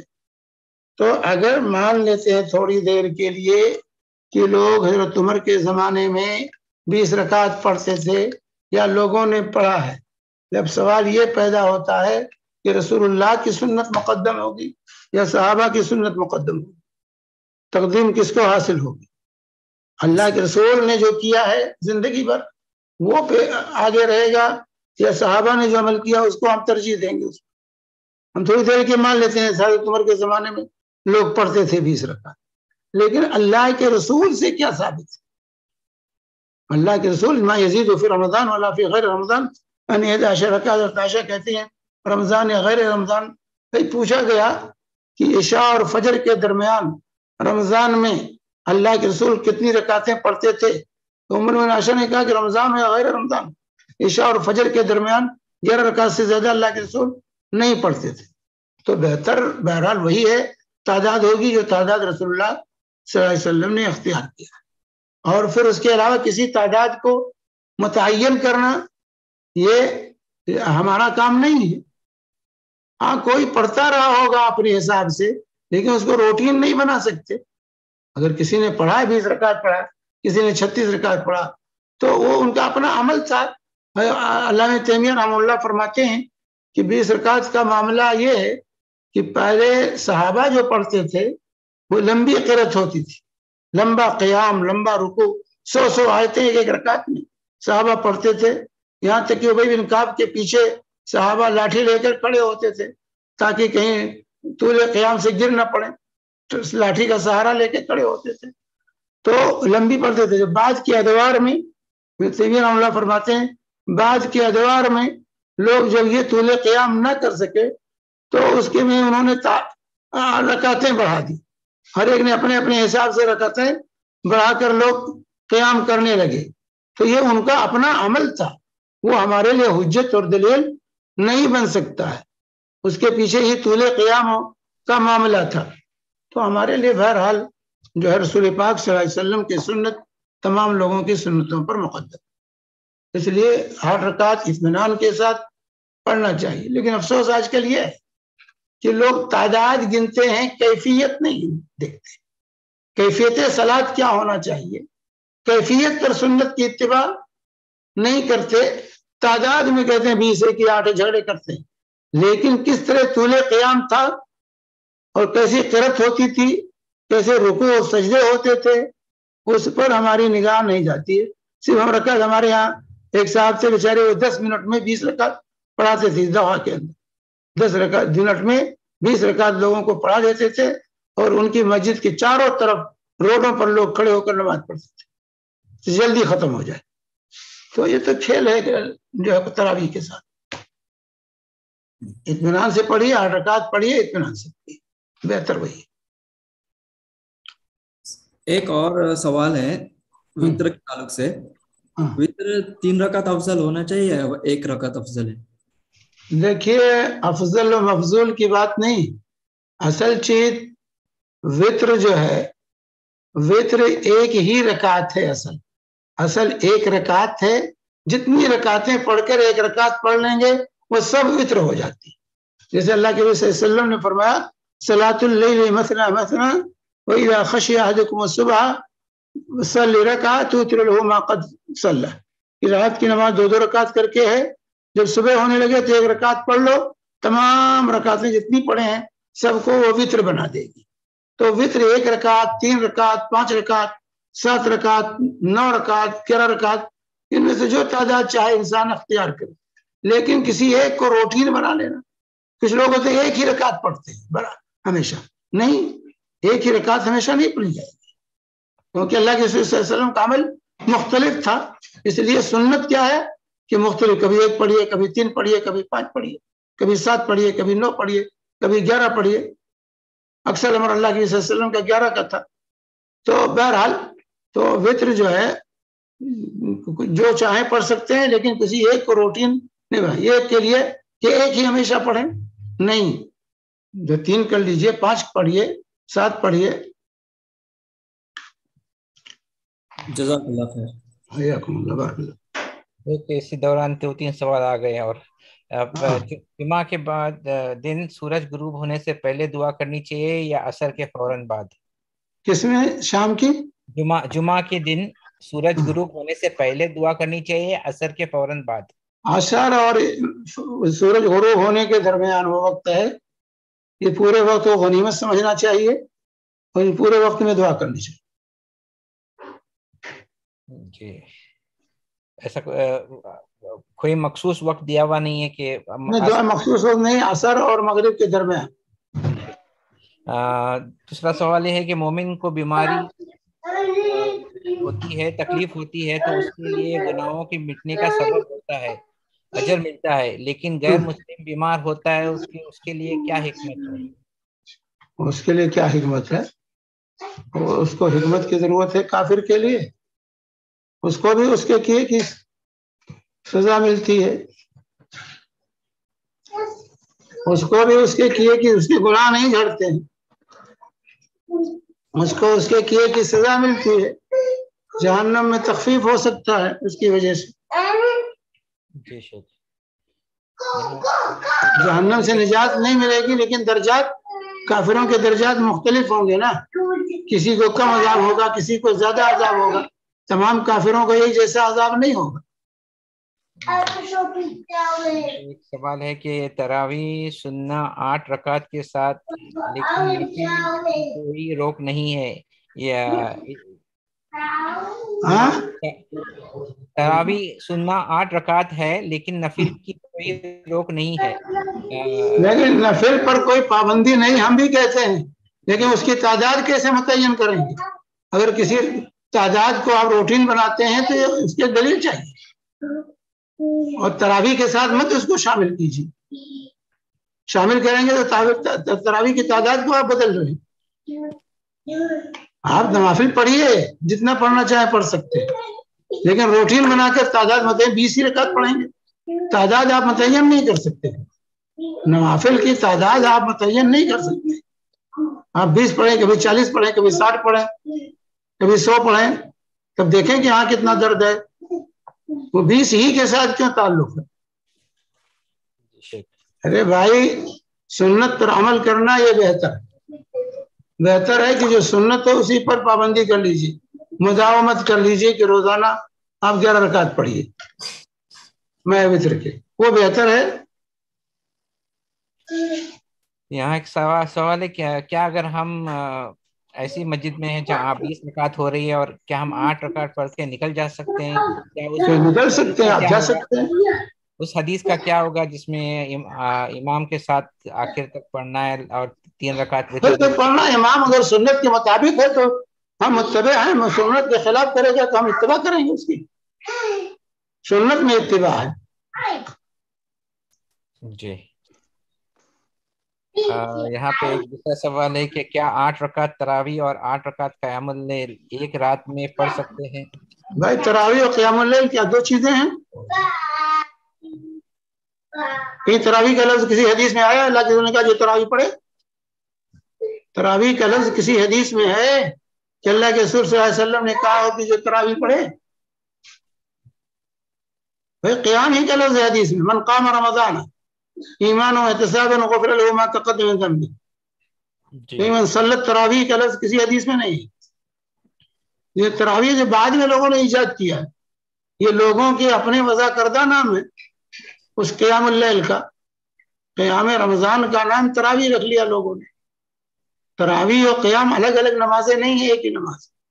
جب حضرت عائشہ سے پوچھا گیا کہ رمضان میں اللہ کے نبی صلی اللہ علیہ وسلم عشاء اور فجر کے درمیان کتنی رکعتیں پڑھتے ہیں، تو انہوں نے کہا رمضان ہو یا غیر رمضان ہو آپ عشاء اور فجر کے درمیان 11 رکعت سے زیادہ نہیں پڑھتے تھے. تو کہاں گئی تراویح اور کہاں گیا قیام؟ دونوں الگ الگ نمازیں، نماز ایک ہی ہے، لیکن یہ لوگوں نے اس کو الگ الگ بنا لیا. لوگوں نے الگ الگ بنا لیا ہے. اللہ کے رسول سے کہیں ثابت نہیں ہے کہ آپ نے 2 مرتبہ پڑھی ہو. ایک مرتبہ تراویح کہہ کے پڑھا ہو, ایک مرتبہ قیام کہہ کے پڑھا ہو. تہجد کہیے, تراویح کہیے, قیام کہیے, ایک ہی نماز ہے. وہی بھائی کا سوال اسی کے بعد کا ویسے ہی سوال ہے. 8 رکعت تراویح یا تہجد کے بعد 5 رکعت یا 7 رکعت وتر پڑھ سکتے ہیں کیا؟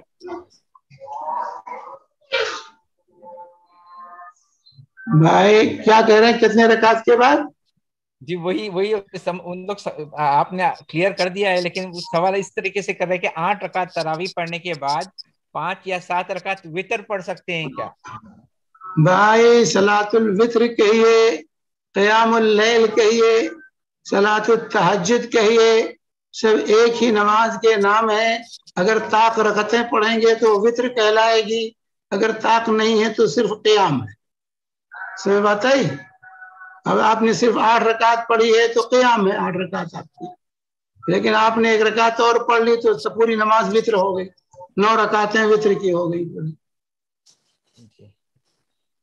ایسے 10 رکعت پڑھ کے 1 رکعت پڑھ لیے تو 11 رکعتیں پوری وتر ہو گئی. تو 8 رکعت کے بعد آپ یا تو 3 رکعت پڑھیے, جو ہے 3 رکعت پڑھتے ہیں تو 11 رکعت ہو جائے گی. 3 رکعت وتر پڑھ لیں تو 11 رکعت ہو جائے گی پوری. شیخ اور ویسے ہی اور اسی کے سلسلے میں نوعیت کے کافی سوال ہیں جو انشاءاللہ ہم اگلے آپ انشاءاللہ کلیئر کریں گے اس کو. مجھے السلام علیکم. وعلیکم السلام. شیخ صاحب یہ چونکہ بات چل ہی رہی ہے قیام اللیل کی, وتر کی, اور کتنی رکعت 1 یا 3 ہے نا, تو اس میں تھوڑا سا اور کلیئر کر دیجئے ساری چیز. مجیب بھائی آلریڈی اذان ہو گئی ہے ادھر, ہم یہ رکھ سکتے ہیں اگلے ہفتے کے لیے شیخ؟ اگلے ہفتے کے لیے چلیے ٹھیک ہے شیخ, جزاک اللہ. کیونکہ وہی کافی لوگ کا سوال ہے کہ سعودی میں کیوں 20 ہوتی ہے وغیرہ سب, آپ انشاءاللہ کور کریں گے آگے انشاءاللہ شیخ اس کو. ٹھیک ہے انشاءاللہ. ایک دعا کیجئے شیخ. حیاکم سبحانک اللہم وبحمدک اشہد ان لا الہ الا انت استغفرک و اتوب الیک.